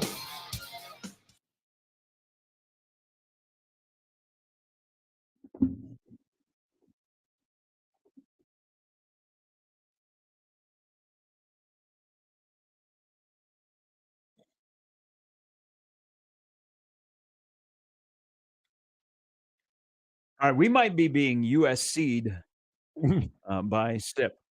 So Sip is a flyby guy on USC. So usually Sip is pretty good. We get him right after his radio show ends. He's up in Minneapolis. Got a mid-walk last week. That was good. Yeah. Oh, yeah, with the So dog, he's yeah. not answering. So I have texted him. So we'll see if he starts to do a show via text. Might have a late night in the Twin Cities. Oh no, he shuts it down. Like I think Gas Can and Robin still get after it a little bit. Sip on the road. Sip doesn't go out as much. Sip used to go out a lot. I was seeing a lot more on the Ireland trip last year, a lot more of Sean and Robin than I was with the trio. So you're probably right. Can we play who else besides the 4 volleyball programs and the Nebraska Athletic Department and the Nebraska fans were winners last night? Sure. If you didn't know The this, guy driving the bull? If you did not, he was not involved in Nebraska Volleyball Day or Volleyball Next Day in time. Nebraska. I thought maybe he was heading there and he got pulled Oh over. no, we're going to devote a whole segment to the bull that got pulled over in Norfolk yesterday. That also Can we get him here? Hey, no. So we mentioned that the Today Show opened up this morning and they referenced 92,003. An hour later, guess what was a little brief segment? The bull. Yeah, I saw the bull on there too. Yeah, the bull that got pulled over in Norfolk we yesterday. are making headlines left and right. baby. Volleyball and bulls. Howdy Doody, who did a duty on the back quarter Oh, yeah. panel. I mean, it's thick brown mud, folks. Okay, the couple of the other winners. First of all, drone shows. Yeah, that was cool. They showed that on the post game. Yeah, that was. We need more of that. Then another winner. If you did not know this, and maybe you don't, but Roy Halou and Danny Mancuso are married, and Roy is. You see Roy a lot. I mean, Roy is. He's not a. Well, I don't want to say he's not a pastor, but you see him in a lot of those settings. But Roy is very active in the community and a great family. So you have 2 really, really good athletes from the University of Nebraska are married. I don't know if you aren't familiar with the couple, the amount of kids that they have. No. So they have been married. Gosh, I want to say last time I saw Danny, I think they're probably, I don't know, 10, 11 years. So they met when they were, both at Nebraska. But it was probably a revelation to people last night. And if you were a coach, you were probably like, well, should prepare that scholarship offer. They have, 6 kids and a 7th on the way, and all are under the age of 9. Wow. Laura Squints and Wendy Peppercorn territory. It's great. And It's they great. own the local drugstore. Hey, it's a great family. I mean, they're great together. Yeah. But yeah, they have. I love it. Yeah. I did not know that. So they got married here in Omaha in 2012. It was like the Nebraska Athletic Hall of Fame was there from their era Yeah. of playing at Nebraska. Everyone but Lil Red. Well, there was a bunch of Nebraska football players, and then of course a bunch of Nebraska volleyball players. Yeah, that would be one heck of a wedding party and probably reception. 7 kids under the age of 9. Jeez. How many will be athletes? Like great athletes. Elite level athletes. You got one of the better underrated running backs. Yep. That Oh, played he in was Nebraska, NFL guy as well. And then you've got, quite frankly, one of the better athletes that has come through Omaha and then played at that level with Nebraska volleyball. Yeah, I'm going to say. I would just, if I'm like John Cook, let's go 3 or 4. I'm like Matt Rule. I'm just offering scholarships right now. Yeah. Let's go 3 or 4. Yeah. I'll go 5. Well, I don't want to put that much pressure on them. Like, I think they all have a chance to be like solid athletes, but we're talking, from solid athletes to elite level athletes. Well, I'll say 3. So they were winners last night because of like texts I was going through, catching up on texts of people. Hey, that's cool. Here's where I am. Hey, where are you at? Then I get a random, man, good on the Halloos. And I didn't know that Danny was being interviewed by Putney on TV. Yeah. And I was like, well, what do you mean? I didn't realize that she was pregnant. I'm like, oh, she's like always pregnant. Yeah. Like they're just churning out kids right and left. Yeah, because and Larry, made reference that to that character as on far Family as Guy, Joe's wife on the show. because all the kids didn't have a chance to make it to. The Oh, is that match what she last- said? Yeah. Yeah, And so they were talking about how that could have increased the attendance. Could have had 92,000, maybe close to 10, or at least 92,009 or 8. Yeah. Well, that's it. They got to do it again. Well, and then I But didn't. they're a great family. They're fun together. I had no idea that Laura Pilikowski and Matt Buttermore were married. Oh yeah. Yeah, I had no idea so they interviewed them before the game too, and I'm like, wait a minute, what? Well, that's kind of cool. So yeah, Laura Pilikowski. Did they talk about Matt being from Lincoln? Yeah. So there was that connection too. But yeah, that was actually really cool. And again, I thought Matt Buttermore for people, and I'm sure you guys I know you guys saw this and probably touched on this a little bit because I know we were getting some social media activity. Matt Buttermore and his team, but especially when Larry Putney was talking to him and Laura, that I think his appreciation for being in that event really came through in his interaction, not only with Larry, but when they would show like the starting lineups and then they introduced Matt Buttermore. Like, again, this was a guy that you could tell, even he, much like John Cook, was pretty caught up in the moment of this is pretty remarkable. Hey, both of those head coaches, it was awkward because they couldn't sit down.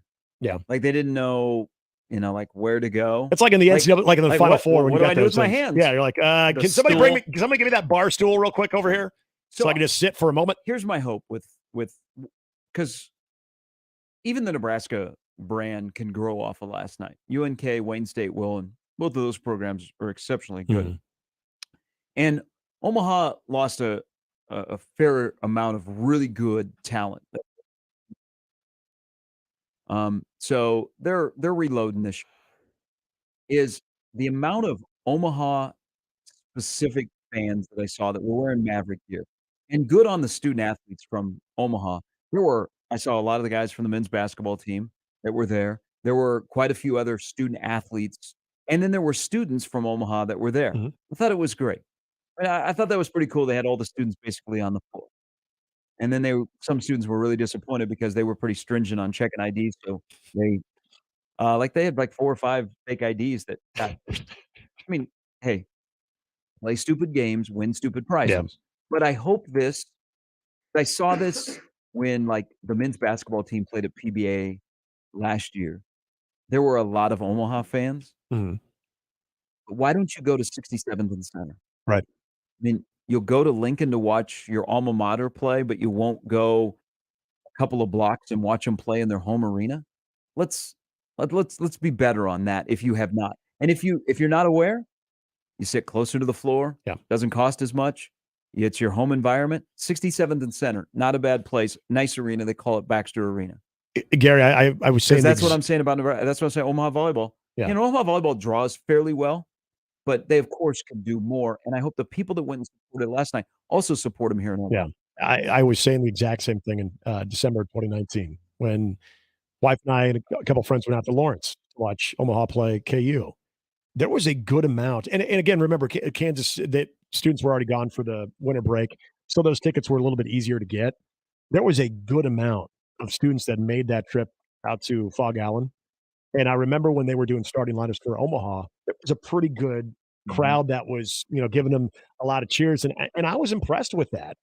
And but back to your point, though, I don't see probably half of that student section or that following at men's or women's basketball games, at least regularly. You will for some of the bigger games, but not regularly. And that's too bad, because I think it was cool to, to see not only the broadcast last night, but to see the national attention. And not only are you seeing the obvious of what is connected to Nebraska athletics, but also seeing the O logo there too. And seeing, showing the matches in SportsCenter, they're actually showing the match, and you're watching both Omaha and Nebraska compete too. And yeah, it was a three set sweep of the match, but that logo was being presented in the first block of SportsCenter. Like, that's significant for that athletic profile. And when you do see people show up to the events, this is where we go back to Omaha being a very event-driven city.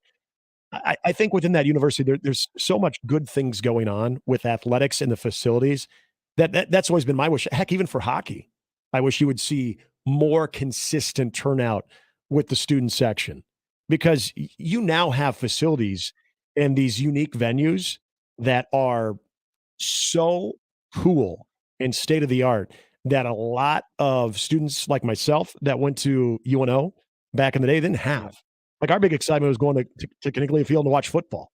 And that was kind of an outdated field before they got the video board. So, like, there's a lot of things that the students have now. And I remember those football games, they were well attended by students back in the day when they were in Division II and they were playing in the NCC. So, yeah, it's always been kind of a source of frustration for me as well, especially when you see the big events like that, and there's a lot of them there. Are you there at Baxter, in that building where your presence is going to matter a lot? Yep. I'm glad people now are waking up to the biggest story in Nebraska yesterday. Stan goes, "Hey, not so fast, my friend. This may be the number one news story in Nebraska." He said, "Only in Nebraska." So we have another vote for the story of the day yesterday in this state is Howdy Doody. Yep. The bull that was pulled over in a car that he was riding in Norfolk. By the way, the other fun thing about that car, it used to be a police car. Well, it said lice on the back. Yeah, but it was like part of the town that it used to be is scratched out. But yeah, it's an old so we Crown Victoria. need some context to this story, because this isn't new. The guy travels all over the state with this bull riding shotgun and then crapping out the back. But why yesterday? Car entry winner. Why yesterday did he get pulled over? I don't know. He's certainly not speeding. No. I mean, that is a Watusi bull that is riding shotgun in that car. It's not going very fast. No. There's no way you could. And if you did, and that Watusi bull gets out. That's a little bit dangerous. Can you write a ticket for the bull crapping all over the street? That's what I wonder, if somebody maybe witnessed that and they're like, okay, now this is where we got to draw the line. So animal cruelty. PETA. Yep. Yeah. And the bull's over there. He's very patient. Like, I don't get why you Bob said Howdy Doody, the bull was at a parade in O'Neill. Was he in the car? Did they let him out? No. Okay. So I asked that. I was like, does he just travel with the bull and then take him out of the car and then walk him in the parade? Yeah. I said, no, that's he just hangs. The car with the bull in it is in the parade. That's part of the shtick. Okay. They drive there listening to a podcast or two and just relaxing. The comments on it when I first saw this last Yacht night Rock was fantastic. And even going as far as saying the bull seemed to be very ashamed that they got pulled over. The bull had his head down. He did kind of have he had his head down. He's like, I know, oh my gosh. I know. That'd be great if the bull just lost it and attacked the people that pulled him over. Well, I don't know if that would be so great. and the canine dog goes onto the bull. Next, on the streets of Norfolk, we have just a bull against a dog. Then it becomes the running of the bulls, and everybody is. Poor bull's like, don't judge. It's been gurgling all day. I know how it looks. It looks bad. Hey, but, you remember we were having so much fun that the state of Nebraska was getting good attention with the volleyball? Yeah. Now people have shifted back to the bull. They're like, wait a minute. You've had your 15 minutes. Yeah. If you like right now look at, hashtag Nebraska right now, are we necessarily getting volleyball? Or are we getting more of Howdy Doody all over a car? No. Howdy well, Doody. We will talk about football tonight. When we come back, Nick will give his prediction on the season.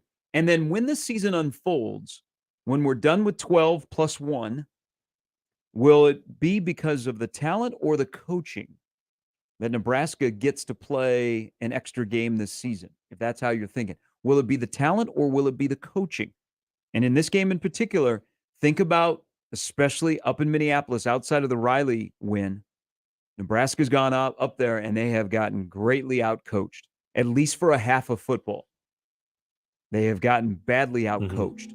So at the end of the year, will it be talent or coaching that gets this program back to a bowl game for the first time in a while? We'll do that when we come back. Brian Edwards still to come before we turn it over to Connor Happer and Josh Hodson, who will be out at Oscars, and we'll be out there for a nooner with all of you on 1620 The Zone.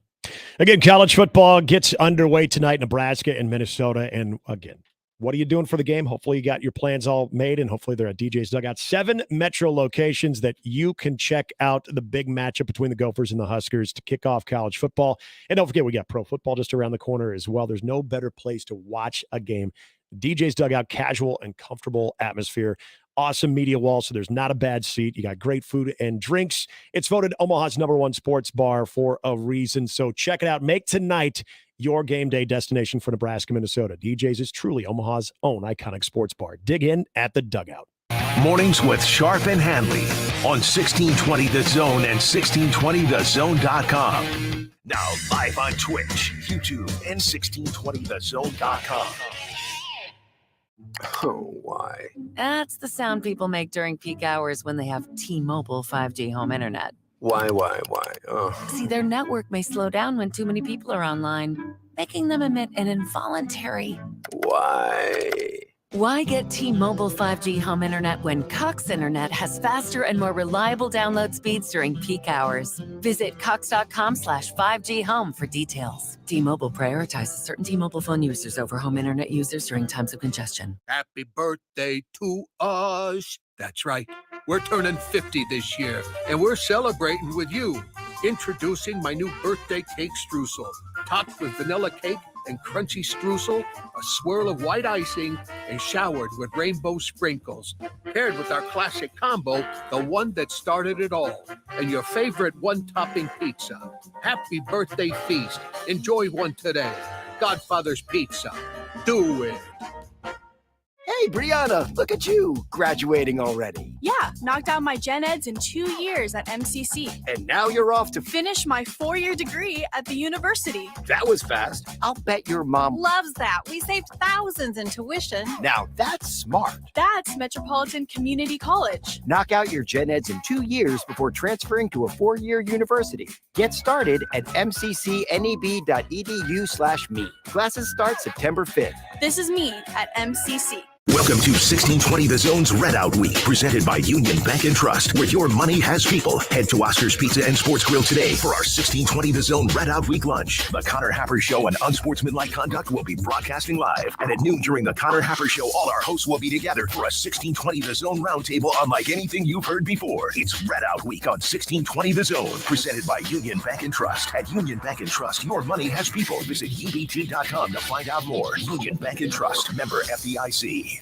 Here's today's Husker Max Practice Report, brought to you by Tickets for Less on 1180 and 1620 The Zone. The big game versus Minnesota is right around the corner, and while it will be a day full of pressure and a hostile environment, head coach Matt Rule isn't that worried about getting off to a quick start. Yeah, you're never going to hear me talk about starting fast. It started fast last year. We were up 10-0. The game to me is about, as Coach Osborne told me, played the whole game to get to the fourth quarter and try to win in the fourth. We want to be the best team at the end, and I've worked hard to teach our guys that. You know, there's a great quote, what kind of competitor sees the finish line and slows down?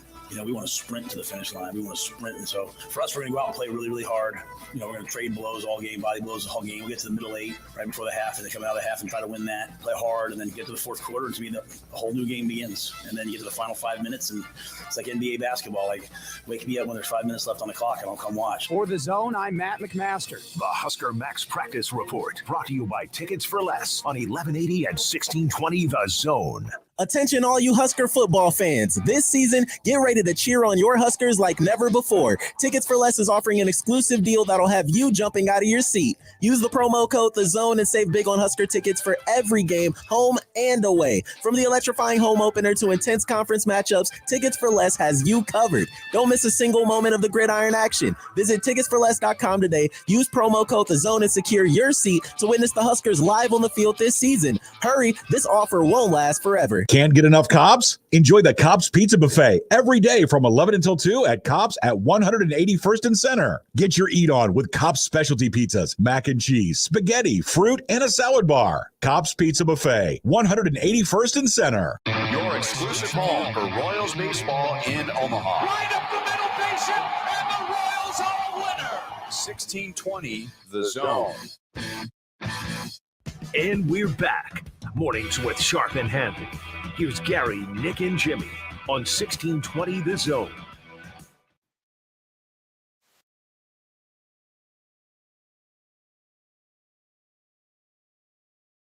The Storm Chasers claim a second straight win over the Louisville Bats, and the club's fourth straight overall as Jonathan Bolin fired his first quality start since May of 2021. 4-2 victory for Omaha. He was nearly untouchable over the first 5 innings, as 4 of his first 5 were 1-2-3 innings with 6 strikeouts in that span. He worked around a pair of base runners in the third with a double play, then did the same in the sixth. For the first time since 2019, he pitched into the 7th inning. The Storm Chasers gave their starter early run support, and they'll try to win a 5th straight tonight at 6:35, with left-hander Drew Parrish getting the start. In the NFL, Bengals quarterback Joe Burrow returned to practice yesterday for the first time since suffering a strained right calf back on July 27th. Probably just wanted to miss training camp. Can't blame him. During the session that was open to the media, Burrow participated in all the throwing drills with assistant Dan Pitcher, nice name, and the team's backups, Jake Browning and Will Greer, who signed yesterday with the team's practice squad after being released by the Cowboys. It was a welcome sign for Cincinnati, which was without Burrow the past 6 weeks from the calf issue. New Arizona Cardinals quarterback Joshua Dobbs said he was excited when he found out he was getting traded from the Cleveland Browns last Thursday after nearly signing with Arizona in the spring. Dobbs said he was definitely close to joining the Cardinals as a free agent, but said his familiarity with the Browns, with whom he played for most of the 22 season, led him to return to Ohio. As the realignment turned, for the first time since the Pac-12 was gutted by realignment, the 10 FBS commissioners and Notre Dame athletic director Jack Sorbick met yesterday to discuss the future of the college football playoff in a meeting that was described as cordial, but with a backdrop of uncertainty still looming over the league leaders. If the Pac-12 dissolves in 2024, as many expected to, the college football playoff could change how it chooses the teams in the expanded 12-team format, which also begins next year. The current model includes the 6 highest-ranked conference champions plus the next 6 highest-ranked teams, which allows for 5 Power 5 conference champions plus 1 Group of 5 champion. The Pac-12 doesn't exist, so the CFP is considering changing the criteria to the 5 highest-ranked conference champions plus the next 7 highest-ranked teams. The group also discussed the option of 12 at-large teams. No major decisions were made yesterday, though, because the group is still waiting to see what happens to the 4 remaining Pac-12 teams. And then finally, Bryce Harper, 300th career home run yesterday against the Angels. Things can't get worse this week for that team. Becomes the 158th player in Major League history to reach that mark in his 1,481st game. Thanks, Jimmy. Have you guys seen the hype video that has been released in the last half hour from Nebraska football? I've not watched Just reshared it from our account. Yeah, I can't hear it yet. It's good. I mean, come on. Again, I ask a dumb question. Again, if the social media engagement could ever match the performance on the field could match the social media stuff, the Big Red overreaction shows would have a different tone. So the one they just released, and there is a lot of, I mean, remember the day they went and pushed sleds in the stadium when there was snow? It's a lot of the weight room stuff. Everything that they just put into this video, and I'm going to tell you what the theme is like cohesiveness. Like you see a lot of guys celebrating each other's success. Their theme in their hype video, it's time to wake the giant. Hello. I just watched the first 9 seconds and Well, you gotta listen to the sound. I heard the voice and I was like, let's go. Yep. So that's your homework assignment when we take a break here. Yeah. Is you can listen to this. It has just been put out in the last 40 minutes by Husker Football. Their hype video for the season. But the theme is it's time to wake the giant. Love it. Love that theme. It's really Telling you, man, after last night, if Nebraska football pulls this off tonight. Oof.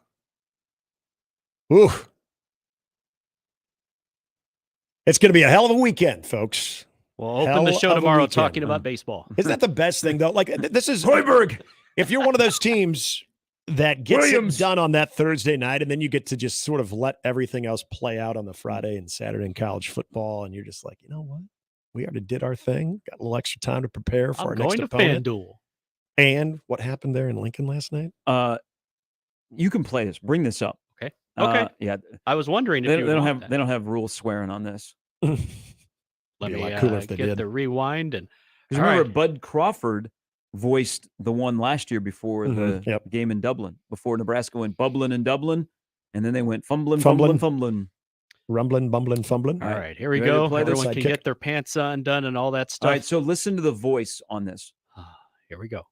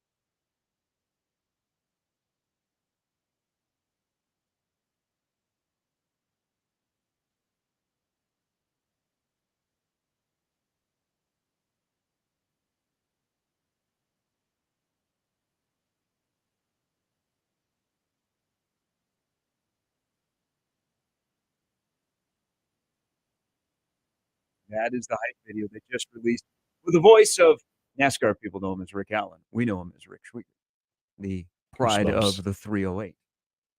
The guy that I'll remember forever announcing my name at Buck Belzer in a freshman state tournament. Yeah, that's they outdid themselves. Is that so? And again, you gave a shout out to the social media guy that we know, Nick Burkhart.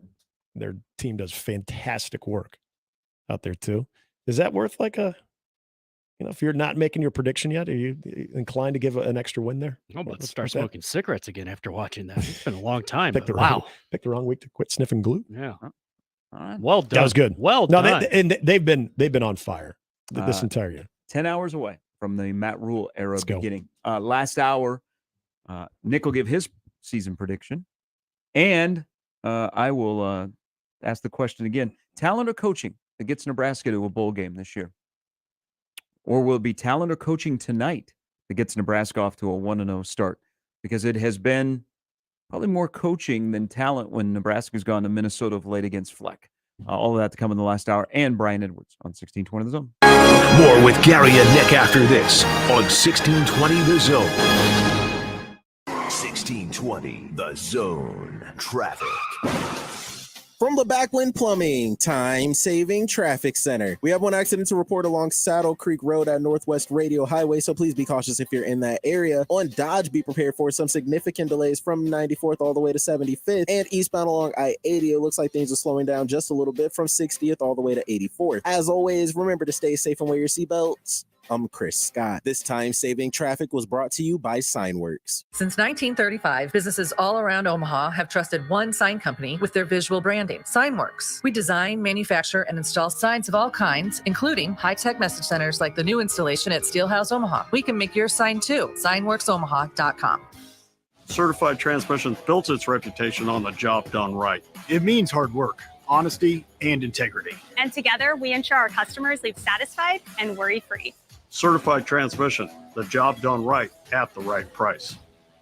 It's the most time-honored tradition to start the weekend, grabbing a cold one from a local Nebraska brewery. Let's be real here. It's hot outside, and you don't want to drink the same boring beer as those Hawkeye fans. Drink icy cold, Nebraska-brewed beer, cider, or seltzers instead. Each week, we're putting the spotlight on a unique Nebraska brewery with One Beer Friday. Share your brew on social media with the hashtag One Beer Friday, and you'll be entered to win a $25 gift card to a local Nebraska brewery. Nebraska is the good life with great beer. Click nebraska.beer to learn more.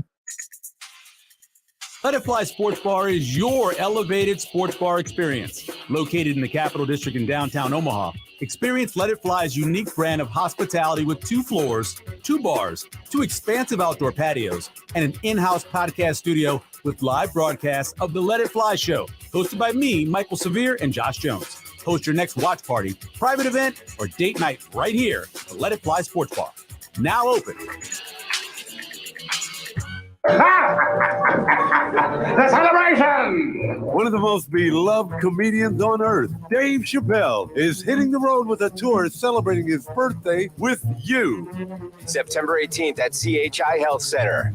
You know who he is. You know what he does. Comedic genius Dave Chappelle. Tickets on sale now at livenation.com. What a great birthday. Celebration, Beckett! The Zone Inbox is brought to you by Equitable Bank. We take banking personally. Email me, Connor Happer, with the Connor Happer Show at Connor, CONNOR, at 1620thezone.com. Send me your love, your hate, and maybe a few hot takes. The Zone Inbox, presented by Equitable Bank. Let It Fly, your elevated sports bar experience. KOZ and Bellevue, Omaha, Council Bluffs. This is 1620, The Zone.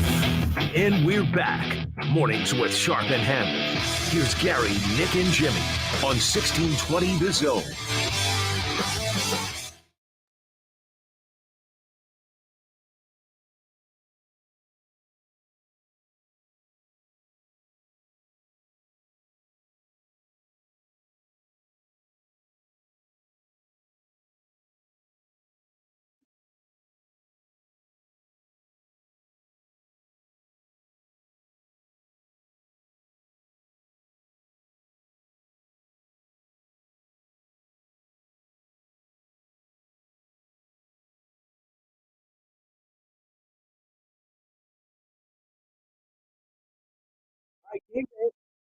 Minnesota coming up tonight.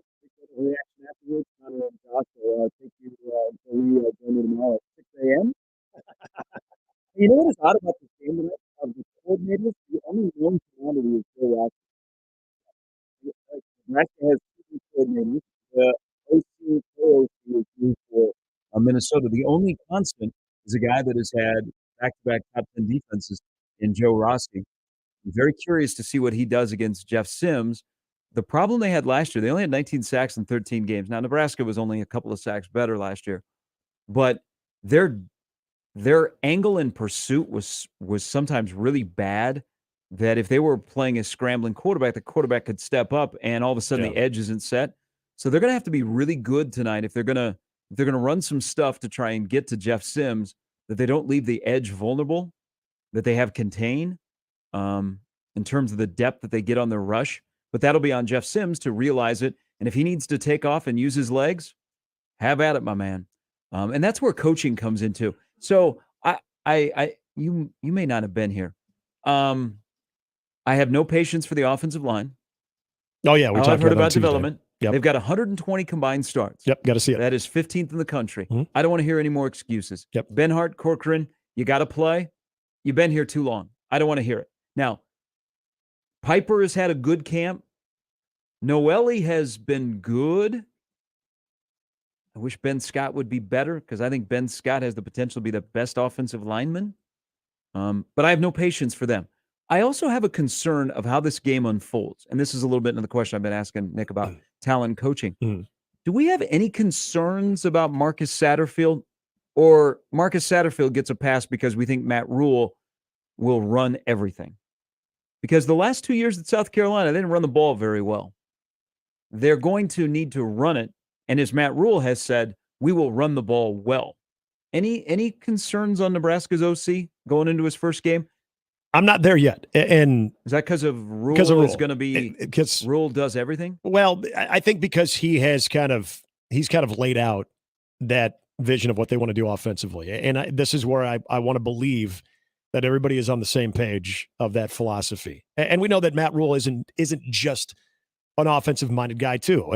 We know that he's kind of working around every position group, and he's making himself obviously accessible from that standpoint. But I still think that this is how he feels Nebraska can be most competitive this year. And I think that Marcus Satterfield, one of the reasons he brought him in too, is because they're going to be on that same page, knowing with what they have. Again, even though it's been an underperforming offensive line, it's an experienced offensive line, and you got running backs that you feel can handle that workload. So I'm not there yet, but I think, again, with South Carolina experience, and remember kind of the first half of the season, second half of the season, even with Spencer Rattler, there is that part of the Marcus Satterfield out there. People forget that Spencer Rattler's still in college. Yep. Excited about this year too. Year 2, South Carolina. By the way, the Carolinas play on Saturday in Charlotte. Mm-hmm. All right. So no, I'm not quite there yet, and it is because of I think Rule has made it known, and I think they're all on the same page. This is what they at least seek out to do.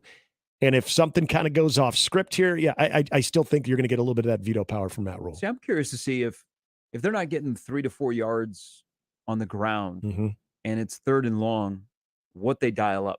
Yep. See, I said it last hour. I think one of the keys for both teams is they get their young quarterback going early. And I say young with Jeff Sims because young at Nebraska and in the Big Ten, right. Younger on the Minnesota side, is get your quarterback feeling comfortable earlier. And that's where it plays into coaching. And I want to read this email from Chris because I've asked the question, will it be talent or coaching that helps Nebraska get to a bowl game this year?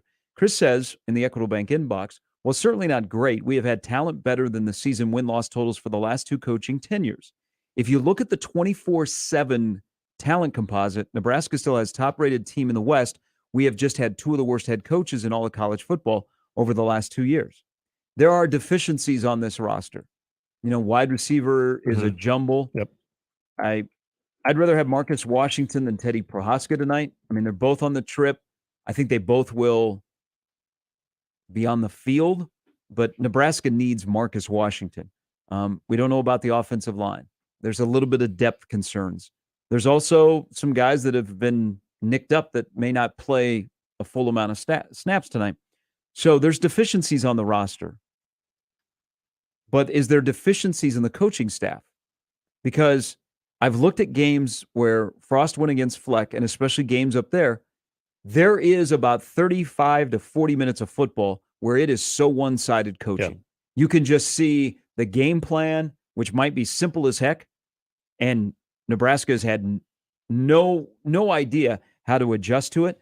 This is where I feel better about like Matt Rule because of his experience is I think they will manage, and in particular a game like this where it'll be, your Forrest Gump type game, run, clock, run, is they'll manage the game with the personnel, not just have a game plan and we're going to stick to it. Right. But as the game unfolds, you will manage the game, and by managing the way you approach it, it matches the personnel that you have at your disposal. I think Nebraska moving forward will be better in that aspect. And so in games like this, I think you can find an advantage. So I think at the end of the year, if Nebraska is continuing to play, it will be because they now have a positive coaching effect. Yeah. And before the talent eclipses the coaching with another round of recruiting class. I would agree. And I think that it goes into the preparation into that Saturday too. And that's why I feel like it's going to be so interesting to watch tonight's game, given the opponent. And you mentioned some of the games out in Minneapolis. I also look at the COVID year too. I always bring that one up of one of the games that I was probably the most disappointed in with Scott Frost, but also had so much respect for PJ Fleck on a MASH unit that was more prepared for a much more healthy Nebraska team that you can't sit there and tell me that even Minnesota's second stringers and the amount of people that they had either on the COVID list or were injured were that much more talented. Hell, Nebraska, what they were rolling out there from a talent standpoint should have been seen. And it wasn't. There was, in my opinion, maybe one of the biggest discrepancies when it came to the coaching advantage there. What I look at again during the Scott Frost era was the feeling of lack of preparation of what these guys, what we'd hear throughout the week and how they looked on Saturdays, to the point that it even confused the head coach after each result. I don't get that feeling. And again, maybe it's just because of a change of scenery. I just feel like that this goes back to the attention to detail, the concentration, and a lot of the little things in preparing for each opponent, but also understanding what I think you brought up a key point there, understanding your personnel. And as the game plays out, how do you make those counters? How do you adjust both defensively and offensively with the guys that you have are going to play the major roles in those moments? And so, yeah, I mean, I think any of us would be lying if we said we weren't concerned about the offensive line depth and if another guy were to go down, what that might look like. But what you're rolling out there right now would lead you to believe that you should at least have a good opportunity to run the football, to get 3 to 4 yards. And if for some reason that changes, okay, how do you adapt? And what is this team, from a panic standpoint, what does this team look like if they have to kind of divert from the script and have to counter what Minnesota's throwing at them? And what PJ Fleck is doing on the sideline, what Joe Rossi is doing on the sideline. How are you countering that with your own, and this goes back to the staff, with your own staff, with your own personnel? Well, see, I think they're unique and they're finding ways to win. I told Jimmy yesterday, I think Matt Rule does the good job of playing the math game. He understands how football works, and you play the field position game, but you also play the matchup of, if we're going to run the ball, do we need an extra blocker? Don't be surprised tonight if you see an offensive lineman lined up at tight end. Sam Sledge has been working at tight end. So, they not only have they're down a guy at tight end. One guy doesn't block very well that is a fullback / tight end. Yeah. So, can you trust him? They're gonna play. I think they're gonna play the game, and they're gonna try and find advantages. And I thought with Scott, Scott's a great play caller, or a great play designer. Take that back. Not a play caller. He's a great play designer. Like, he can get on the board and draw up offensive plays, and you go, whoa. I think where he got in trouble is just calling plays and having a feel for, okay, how the game's going to unfold. Everybody will say that was in the program the last 5 years, the script plays that they put on the board on Monday that they worked on all week, they were really good. But what happened? Once those expired, then you were like, now what do we do? Yeah. And that wasn't just the coaches, it was also the players. So I think in this case, going back to managing your personnel with managing the game is, we have the script plays, because you haven't heard Rule really even talk, or Satterfield talk about that at all, that they have their, not really script plays, but they're going to go with pet plays. And so those are the things that when they get squeezed, they rely on, knowing these are something that's going to get us if we need 5. This is a play that we know that we're going to get 6. Now, all of this, when you play a team like Minnesota, and remember, Minnesota has 4 new assistant coaches. They're going to be guys that are going through it for the first time, calling plays on offense. For a first-time, full-time starter at quarterback, is what do you do in the middle 8, end of the first 4 minutes of the first half, beginning of the first 4 minutes of the second half? Because where does Minnesota get you? They get you when they come out of the locker room. Last year, Minnesota outscored their opponents by 52 points in the third quarter. What I'm trying to get at is anybody panicking without knowing and going, well, I'm going to have the same problem? Rule, because of his background and the way he has kind of approached situational football in camp, you go, man, I just don't see that kind of a deficit happen. Or Nebraska getting bludgeoned when they come out of the locker room to begin the second half, and they're a slow starter, and the next thing you know, they were only down 7, now they're down 2 touchdowns, and you don't know what to do. Well, and this is why I like what he had to say on Monday about, and some people maybe took issue with, he doesn't really care if they don't get off to a fast start. It's how they finish. But I know he was putting a lot of emphasis on the fourth quarter, but I think a lot of that, of what he's getting at, is you're basically carrying that momentum into the fourth quarter. So seeing what you do coming out in the second half, and this staff being able to identify what they're seeing from that first half, and maybe anticipating what They think the other coaching staff on the other side is going to be throwing at them for adjustments. I can't tell you, and again, not to continue to bring up some past mistakes, but you continue to do that. I do. What I'm really curious, and one of the things that I'm looking for tonight is red zone and what this offense looks like in the red zone. Because over the last 5 years, it has been such a jumbled mess of what Nebraska's tried to do. And this, again, goes back to playing to the strength of your personnel. I'll use an example. It would have been 2019 Purdue when, and that was Aiden O'Connell's, sort of welcome to college football game. Nebraska getting some early opportunities in the red zone. Your guess is as good as mine as what they saw, identified, and thought that they could do once they got into the red zone. Hell, inside the 10-yard line where it got gimmicky.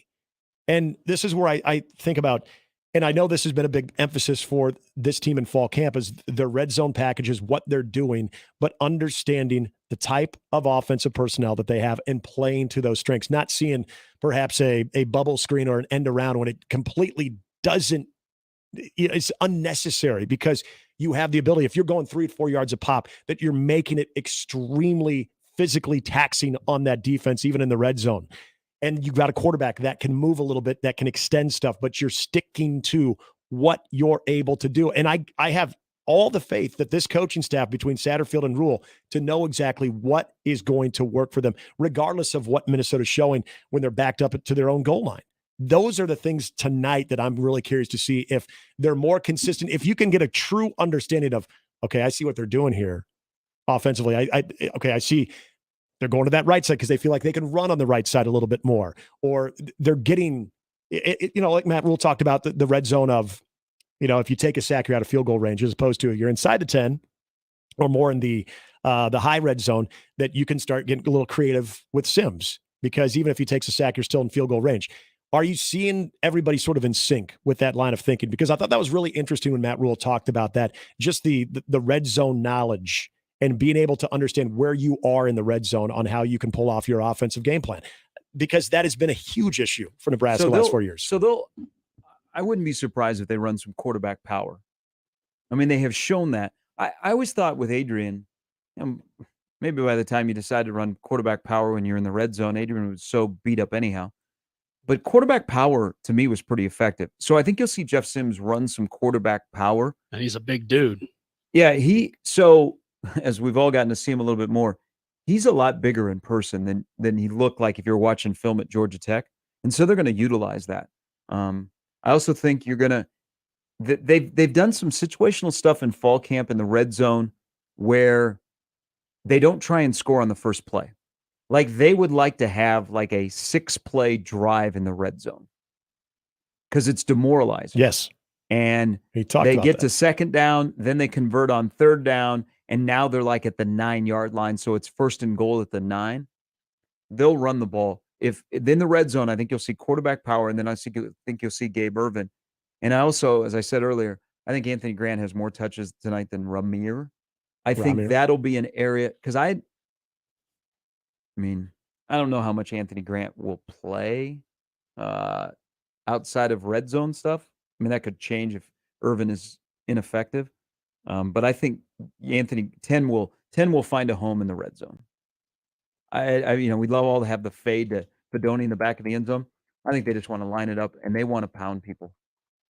I think that's they great. They want to run the ball in the red zone and not be gimmicky. Yeah, and I would have loved to have, and I still feel that Nebraska, from a personnel standpoint, could have done more of that, especially when they were inside the 10. And in a lot of those instances, I'm just using the Purdue one as one example where they got almost too cute to where and it's kind of like what you're saying about demoralizing a defense. You're setting a message to a defense saying, we can't line up with you and push you back. So these are the things that we're having to try to do. We're throwing something in the wall, hoping that it sticks. And the defense knows at that point they got you. Well, I think this is the approach. And this is just me reading. I haven't, asked.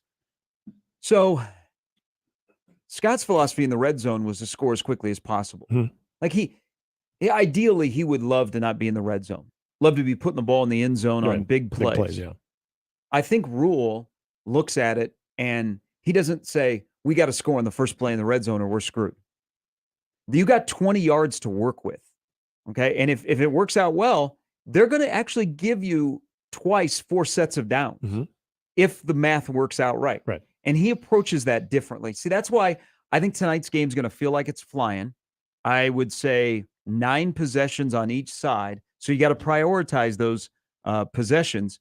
But they want to get in there. They want to run the ball, churn the clock, run the ball again. And then tonight will be the start of, if you want to get that one moment where Rule blows up on the sidelines, they're what they have been saying, and this is what they say to Anthony Grant, the ball is the program. Yep. If you don't have the ball, we don't got a program. So they're valuing the football. Jeff Sims, 17 career fumbles when you're running. Not good. Anthony Grant, you're not the number one guy because you can't hold on to the football in fall camp.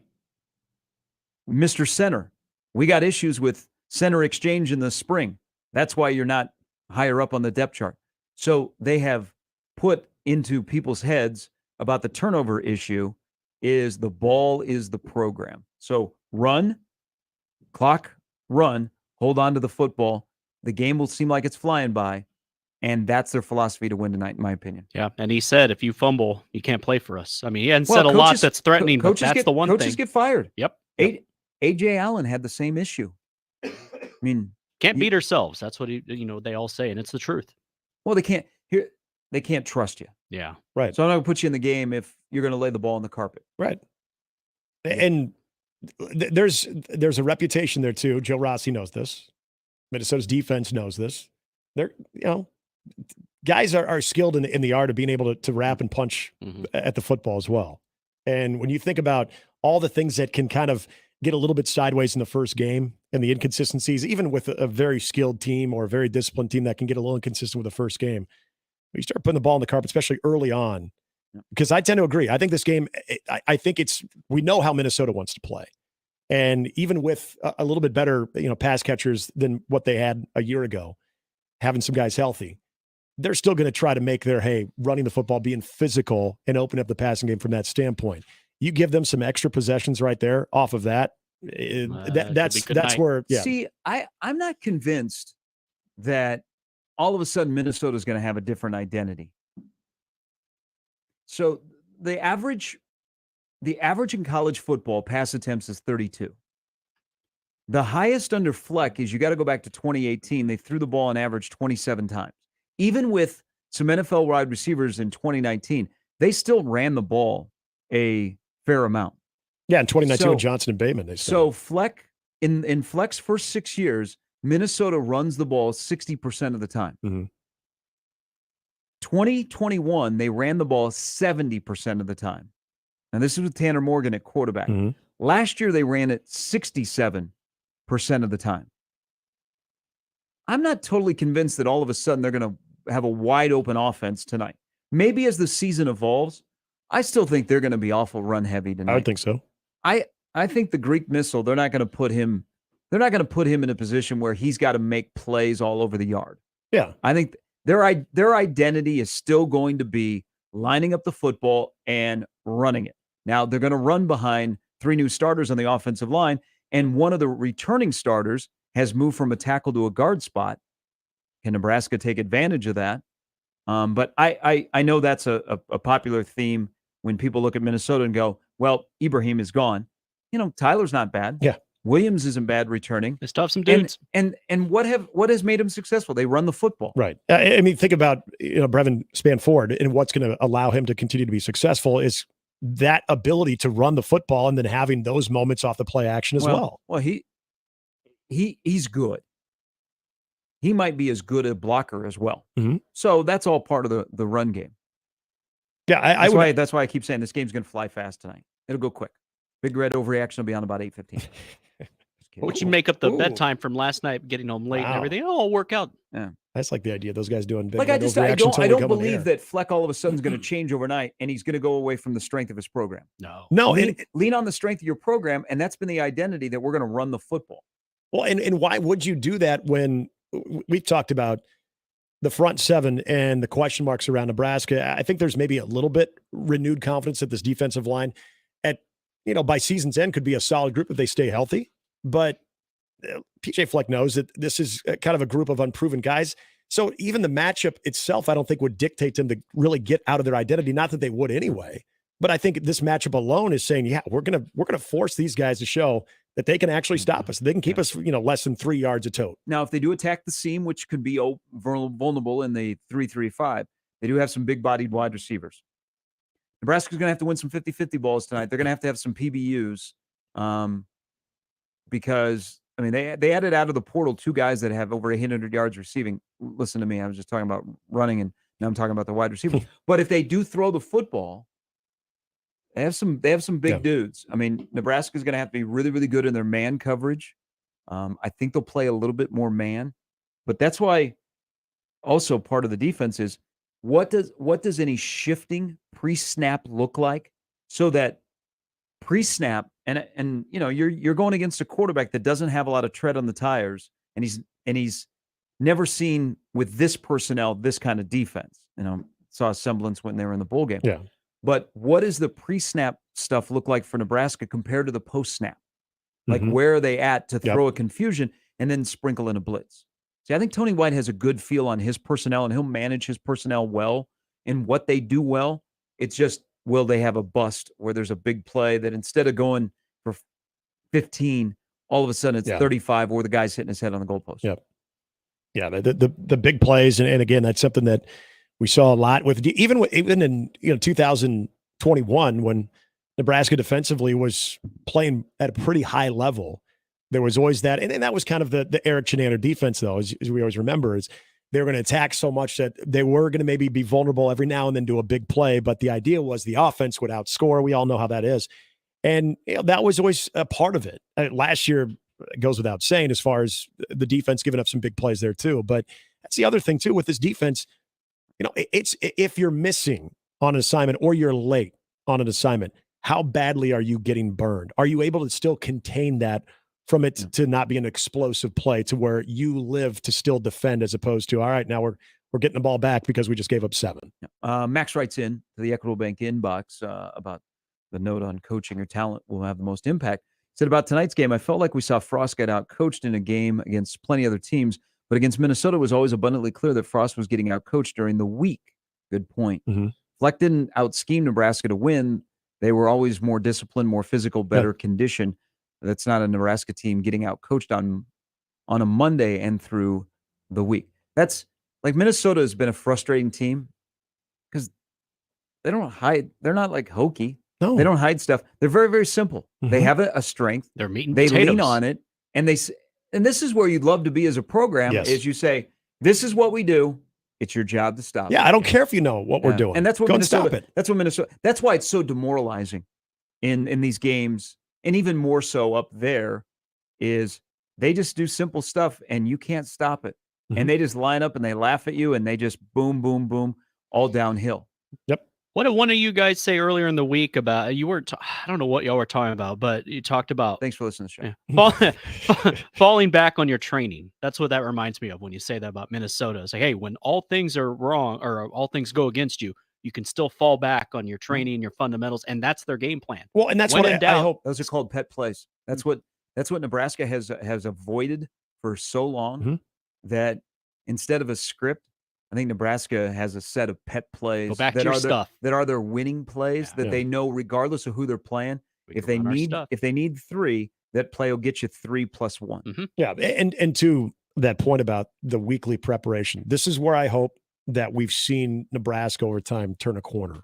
Where, and I know it's the great thing to say because we all remembered it from those great '90s team of the week of practice was much more demanding than Saturday. Saturday was party time. And I know Matt Rule's been talking about that Tuesday. That Tuesday has got to be the day that you're going to win those battles and you're going to feel like what you put into that Tuesday has you ready for Saturday to let it all hang out there. And that's going to take some time. But the preparation, just from the Monday through Friday of preparation, even something as simple as the walkthrough. I know he talked about still doing Fast Fridays, not the same as what they did before, but still all of those little things in preparation.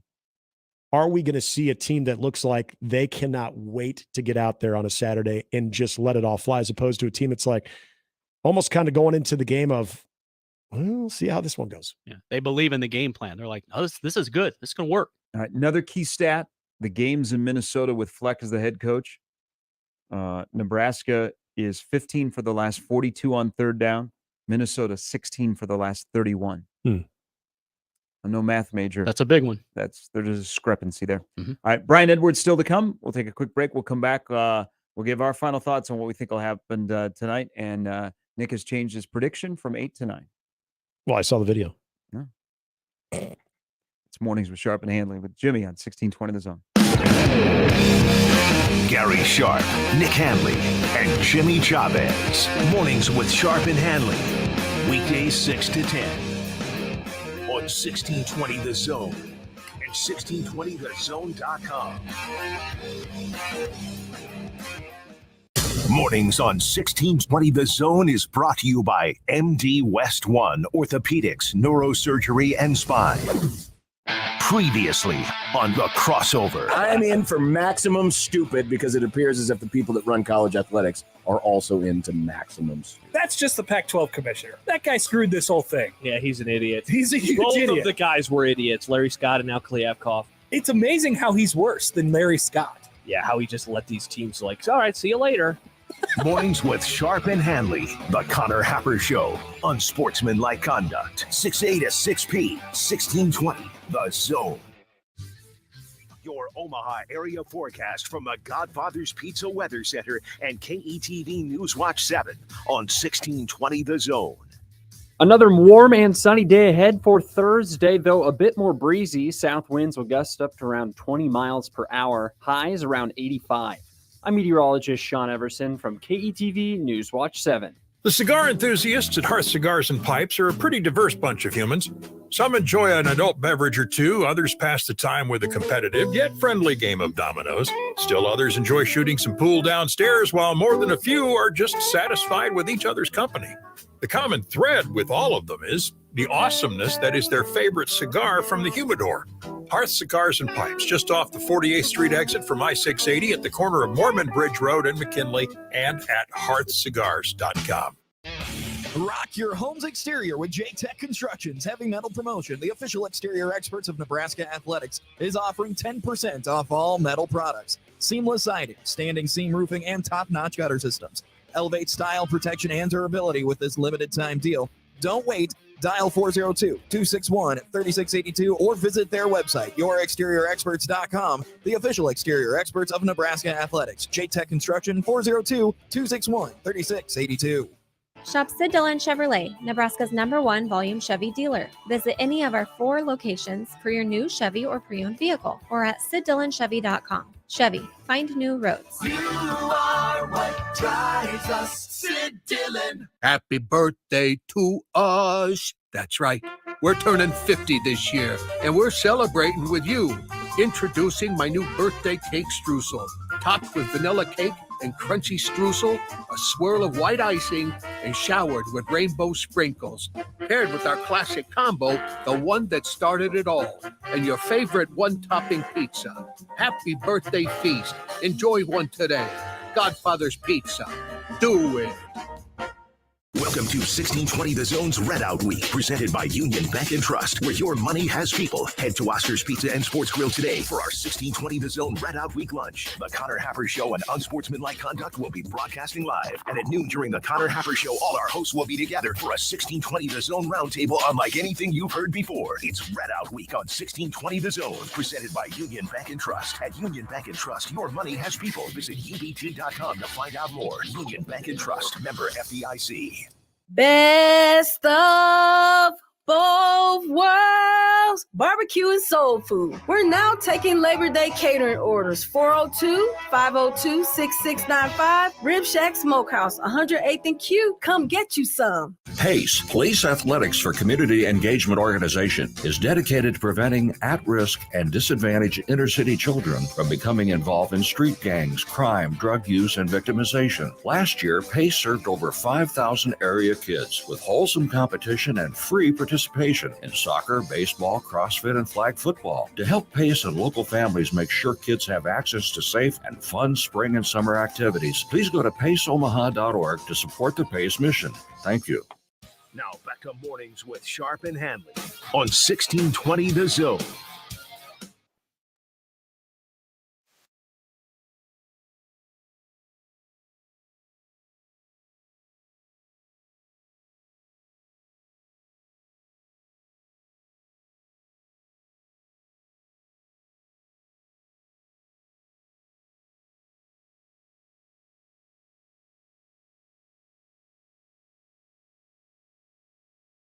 Good call, Jimmy. Because in 1989, your Nebraska Cornhuskers went to the Metrodome and won 48-0 against Minnesota. Oh, take that. What if they won 48-0? What if it was a boat race? My prediction of 6-6 this year would be out the window. No. But Hype video. So speaking of a boat race, I think it's. I'm just going to say it. I think it's 24-20 Minnesota. I think Tristan Albano hits a couple of field goals. I think the game goes into the fourth quarter and it becomes a tension convention in Minneapolis. I think Nebraska covers. It's the total is. I actually saw it at 43 today, so that would slightly go over. But this has the feel of a 24-20 Minnesota victory. But just Minnesota by a bit. But I have run into nobody, whether they're predicting on a website or on TV or radio, that are predicting like Minnesota, even our Minnesota guys we've interacted with. Nobody's saying Minnesota by 2 touchdowns, Minnesota by 3 touchdowns. Everybody has kind of kept it pretty close, a lot more on Minnesota's side, but I've not seen anybody go, you know what, I think it'll be a blowout. Couple of guys on Dallas Morning, is it the Dallas Morning Star? Dallas Morning News. Dallas Morning News have Minnesota greater than 8. But I Could be mean, 9. there's no score note. I have no problem saying I got Minnesota barely covering. I got them at 28-20 and hitting the over. And I do. I think this is going to be a game that in the fourth quarter is still going to be a game that's not in doubt. And so no one's going to bed early. Yeah, I feel confident in that. And again, I don't know if Minnesota's style of play is conducive to that of just completely beating the brakes off of a team unless you are so ill-prepared. And even that, there's still going to be some first-game adjustments for this Minnesota team as well. I mean, it's not like they're bringing back 22 starters. I mean, so there is some of that part of it. But I don't know if their style is something that is going to lead to them just absolutely blowing out Nebraska unless we see the turnover margin skew heavily in Minnesota's direction. But I don't really see a scenario, and I haven't seen that as much either as far as anybody taking Minnesota to, run by 17 or more. So, yeah, I don't think their style is going to lead to that. They're back to the offensive line. So, everybody is going to be keeping an eyeball on that offensive line because for Nebraska to win, again, I think Sims and Reimer have to be the 2 best players on the field. But I also think Nebraska needs to be in the range of about 160 to 170 yards rushing. Mm-hmm. You want to get 75 in the fourth quarter, great. If that adds up to between 150 and 160. If that's the case, then I think Nebraska's in a good spot. So that means the offensive line is probably taking a step forward. Back to Minnesota's offensive line. Don't underestimate the fact that they lost 3 starters. I mean, this is a football team that kind of lost, 3 All-Americans from last year. Yeah. But they have a center that was one of the best centers in all of college football. PJ Fleck has said during camp that we don't have a clear-cut 5 on the offensive line. And that don't think that has been where they've made their hay to lean into their strength of running the football is big hulking offensive linemen that just wear you down. There's the adjustment, as you were alluding to, of this is the first. You got new play callers for Minnesota. You got some new guys on the offensive line. Now, if the quarterback figures it out pretty quick and he's pitching and catching and quick passes are happening, different story. We're going to be talking much about the offensive line. And that's it. And the reason he's saying they don't have a set starting, or they don't have a set 5 right now, too, I don't think it's because, they have that much depth. When you lose what you lost a year ago, and you're kind of looking at your tackle situation, for instance, if it's, I know Suri, is that how you say his name? The left tackle, Ariante Suri, one of the returners from last year. But, yeah, Nathan Bowe, your new center, and just even guys, I'd even throw in Chris Altman Bell for missing the amount of time that he did miss as a wide receiver. Like this guy's a weapon. He's been playing college football since I think the last time Nebraska went to a bowl game. But there's a guy that did miss a lot of this, and is he just going to pick up from where he left off when he was healthy too? So there's enough there with Minnesota between the offensive line, between how this offense is going to operate now that it's Kelly McManus is, this is his team. So this is his first season opener. There is part of that I think is one of the storylines in this game. All right. Brian Edwards, our Vegas insider. He is all ready for week 1 of the college football season. Don't complain. Jimmy, do not complain. We haven't had a full football Saturday in 9 months. Don't look at the schedule and go, meh. Oh, no. Oh, no. Just go, man, Coastal Carolina, UCLA, pretty cool game. Boise State, Washington, pretty cool game. LSU, Florida State, I'm glad you play on Sunday night. I like that game. People forget Duke Clemson Monday night. Yeah. Garrett Riley from TCU to Clemson. Upset alert. They got Big Ten football on Sunday, too. Plus 11 games tonight, including Florida, Utah, Nebraska, Minnesota are the headliners, and UConn plus 15 against North Carolina State. Did I slip that in there? FanDuel, use the promo code ZONE. Brian Edwards joins us next.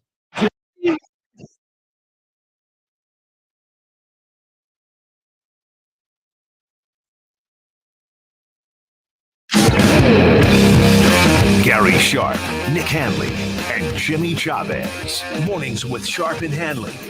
Weekdays 6 to 10. On 1620 The Zone and 1620thezone.com.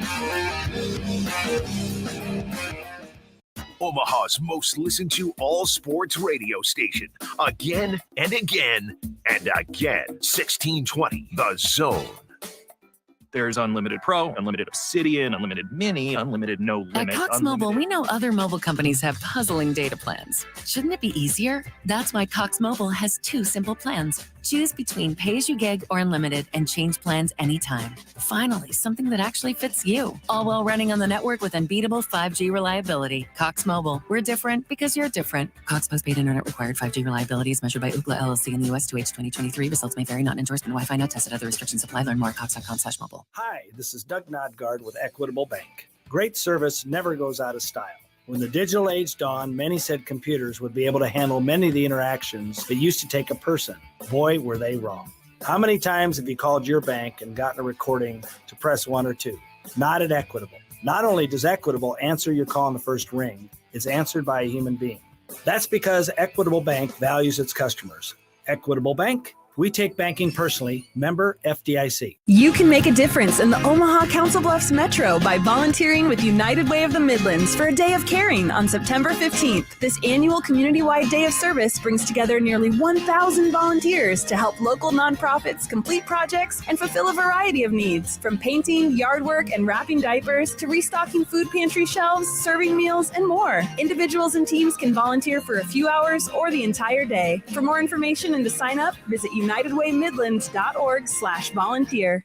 Prescriptions require an online consultation with a healthcare provider who will determine if appropriate restrictions apply. See website for details and important safety information. Subscription required. Price varies based on product and subscription plan. Hey guys, did you know there's a generic form of Viagra that works just the same, but is 95% cheaper? Just go to 4hims.com/joy. Through HIMS, you'll get a free medical consultation, discreet shipping if prescribed, and the process is 100% online. To start your free online visit, go to 4hims.com/joy. That's FORHIMS.com/JOY.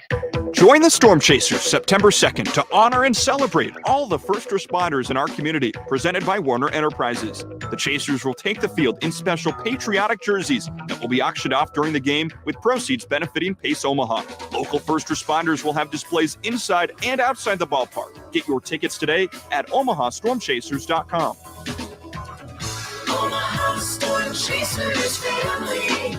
Everyone get on your feet, stir up the storm with family. Everyone knows about Taco Tuesday, right? But why limit it to just one day? Rusty Taco has the solution. And the best part is they'll even bring the flavor to you. With a full-service catering team, Rusty Taco can handle whatever your order is and bring it wherever you are. Whether your plan is watching the Huskers with an at-home taco bar or enough queso for 100 of your closest friends, you can find your location at rustytaco.com. Just click the catering tab to start your party or stop in for the margarita flights and happy hour specials. rustytaco.com. If you're hiring, it can feel like you're trying to find a needle in a haystack. You can hope the right person comes along, Or you can just use ZipRecruiter. And now you can try it for free at ZipRecruiter.com/radio. In fact, ZipRecruiter has helped a lot of business owners find their needle in a haystack, like Marco, president of operations at Telly Tires and Auto Centers. Because Telly Tires has grown a lot in the last few years, Marco needed to hire everyone from a receptionist to a store manager to a head mechanic. ZipRecruiter helps me find all the right people, even the most difficult jobs to fill. ZipRecruiter helps me keep my business running. Take it from Marco and millions of other businesses who've used ZipRecruiter. ZipRecruiter can help you find the needle in the haystack. See why 4 out of 5 employers who post a job on ZipRecruiter get a quality candidate within the first day. And right now, you can try ZipRecruiter for free. That's right, free at ZipRecruiter.com/radio. That's ZipRecruiter.com/RADIO. ZipRecruiter.com/radio. ZipRecruiter, the smartest way to hire.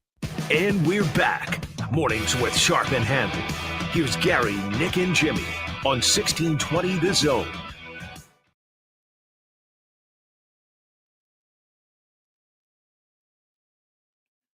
Here we go. College football begins in earnest tonight. 11 games on the docket. The 2 marquee games, Salt Lake City, Minneapolis, Minnesota, Florida, Utah. No Cam Rising, Nebraska, Minnesota. So we welcome in our senior handicapper from VegasInsider.com. It is Brian Edwards. Merry Christmas, my friend. What's up, gentlemen? Fired up. All right. We're going to go through. So people are going to hear probably you recite some lines, and you're going to have to explain where those lines are when you got them, because they do differ a little bit. But I first want to ask you, because you actually are going to make a play on this game. It's your beloved Gators. When you hear that Cam Rising is not playing, major knee injury in the Rose Bowl, I mean, that's a 9-10 month recovery. So he's not good to go. Games on the road. Florida finally leaves the South to play a non-conference game. How are you feeling from the Gator perspective on tonight? I feel like they got a chance with Rising, and not just Rising out, Brant Keithe as well, which is, probably their best offensive weapon, the tight end. Now, he had a season-ending injury in week 4. So, quick point on Utah. Look, they don't play their first conference game until September 23rd. I think those guys will be ready by then. So I'm not against the Utah plus 550 to win the Pac-12 for a third year in a row, even though they do have to play at Washington and at USC.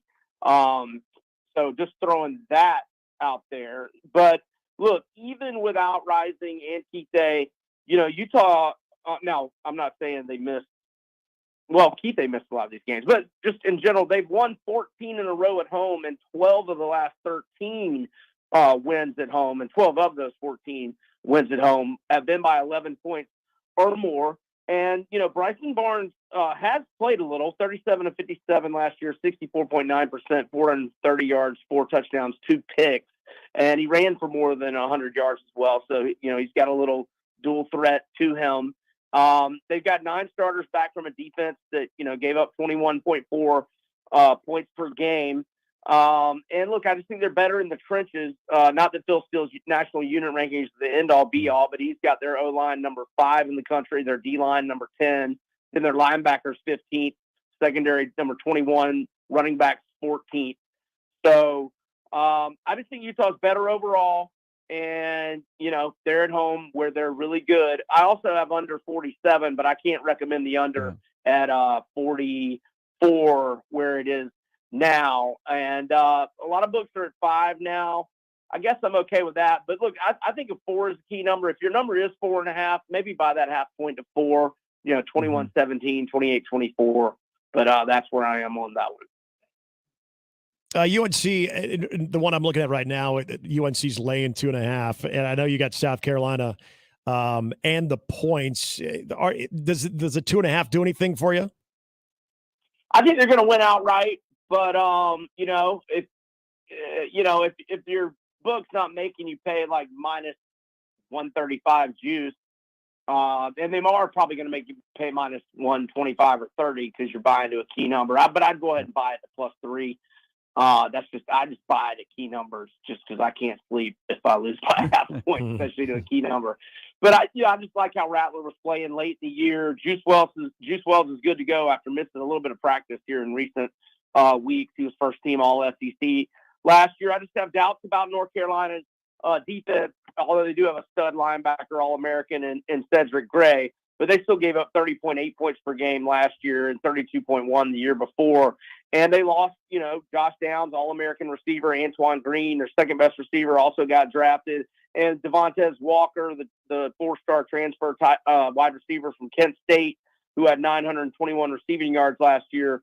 He's ineligible for now, did not get the waiver. Now, Mac Brown says he's traveling with the team. They hope to get an appeal ruling. We'll see on that. And look, North Carolina went 6-3 in one-possession games last year. So they did go 9-5, but, it could have been a little bit worse. I just think South Carolina wins outright, just like they did as an 11-point underdog when these teams met in the 2021 Mayo Bowl. Hey, am I seeing this correctly? And it's the Miami versus Miami matchup. You like Miami of Ohio getting 17 down in South Florida? Do. Why? Because Miami of Ohio made a bowl game last year, even though their star quarterback got a season-ending injury in week 4. Brett Gabbert is back. He's got a 45-14 career TDI-NT ratio. The Red Hawks have 9 starters back from a defense that only gave up 22.6 points per game last year. And we saw Miami just be horrible at home last year. They lost 45-21 to Duke, 45-31 to Middle Tennessee, 42-16 to Pitt. Got absolutely smoked by FSU at home. And, Van Dyke missed a little practice last week. Cristobal says he's good to go, but it was a thumb on his throwing hand. So we'll see on that. But Miami's got to show me that they're good to be laying these kind of big numbers. And so I'm going with the Red Hawks +7.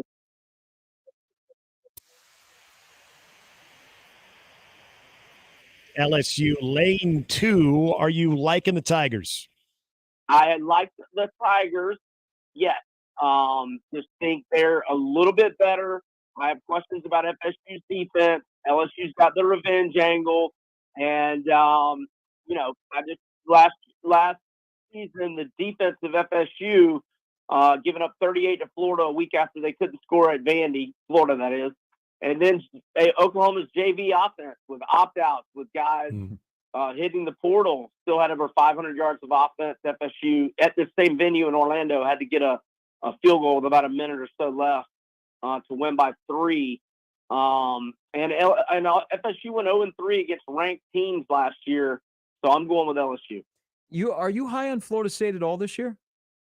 No, I think they're going to be good. I love Jordan Travis. I think their offense is going to be good. I think that if they lose at Pitt, which is very possible, they go 9-3. I think they're going to lose at LSU and at Clemson. Those games are certainly winnable, not at LSU, at Clemson versus LSU. And then at Pitt, cold weather November could be a tricky one. The big wide receivers of Florida State against those cornerbacks of LSU, where they still got some questions. I like that. I know it's a neutral site game. I don't think it'll be all Seminoles in Orlando, but that's a good Sunday night game. There's a drive for 325. Actually, what's going on in Iowa? They have this thing. It's called the drive for 325. So they got to have 7 wins to get Iowa to a bowl game, and they got to score 325 points in the sum of a 25-point average over 13 games. If they don't get that, Brian Ferentz gets fired. Some Iowa fans would like to see it. Some would like to have a good season. They open against Utah State. Cade McNamara, we still don't know if he's going to play. I like your play here with Iowa hosting Utah State and Utah State getting essentially 3 touchdowns and a field goal. Yeah, Iowa has this is their biggest favorite, richest favorite role since the 2016 season opener. They've won by more than 24 only once in its last 22 games. Whether McNamara plays or not, he's missed a lot of practice this month. Their stud defensive tackle, Noah Shannon, out with sports betting. One of their better receivers is questionable. They're going to have a couple other sports betting suspensions. Nobody as key as the D tackle Shannon. Iowa's 4-8 against the spread last 12 as a double-digit favorite. And Utah State, I'm not that high on them this year, but they went 11-3, won the Mountain West 2 years ago, went to a bowl game again last season. And I would just, fade Iowa laying a big number. Now, if your number's 23.5, I'd buy it at the half point, the key number 24. Brian, any player props that we're looking at this weekend? Yeah, I took John Rice Plumlee over 54.5 rushing yards. Small play. Look, he went for at least 100 rushing yards 6 times last year. Small play, though, because he could get pulled in a blowout situation pretty early. So I'm hoping he gets it early. And I did a little baby play on Ricky Pearsall, the Gators, over 41.5 receiving yards. I think he's going to get at least 8 or 9 targets. And so those are two. Yeah, I haven't seen many player props yet. Sometimes they don't come out till game day. One player prop I took for the season, I took Rocket Sanders over 1,201.5 rushing yards for Arkansas. I think the only concern is an injury there, although that's always a concern with a running back. Yeah, well, it's finally here. We appreciate it. Good luck this weekend, and good luck to your Gators tonight in a little primetime Thursday night affair. Thanks, gentlemen, and good luck to the Cornhuskers as well. You have a great weekend. Thank you. That's Brian Edwards. You can follow him on Twitter at Vegas B Edwards. We'll go through more of these games tomorrow.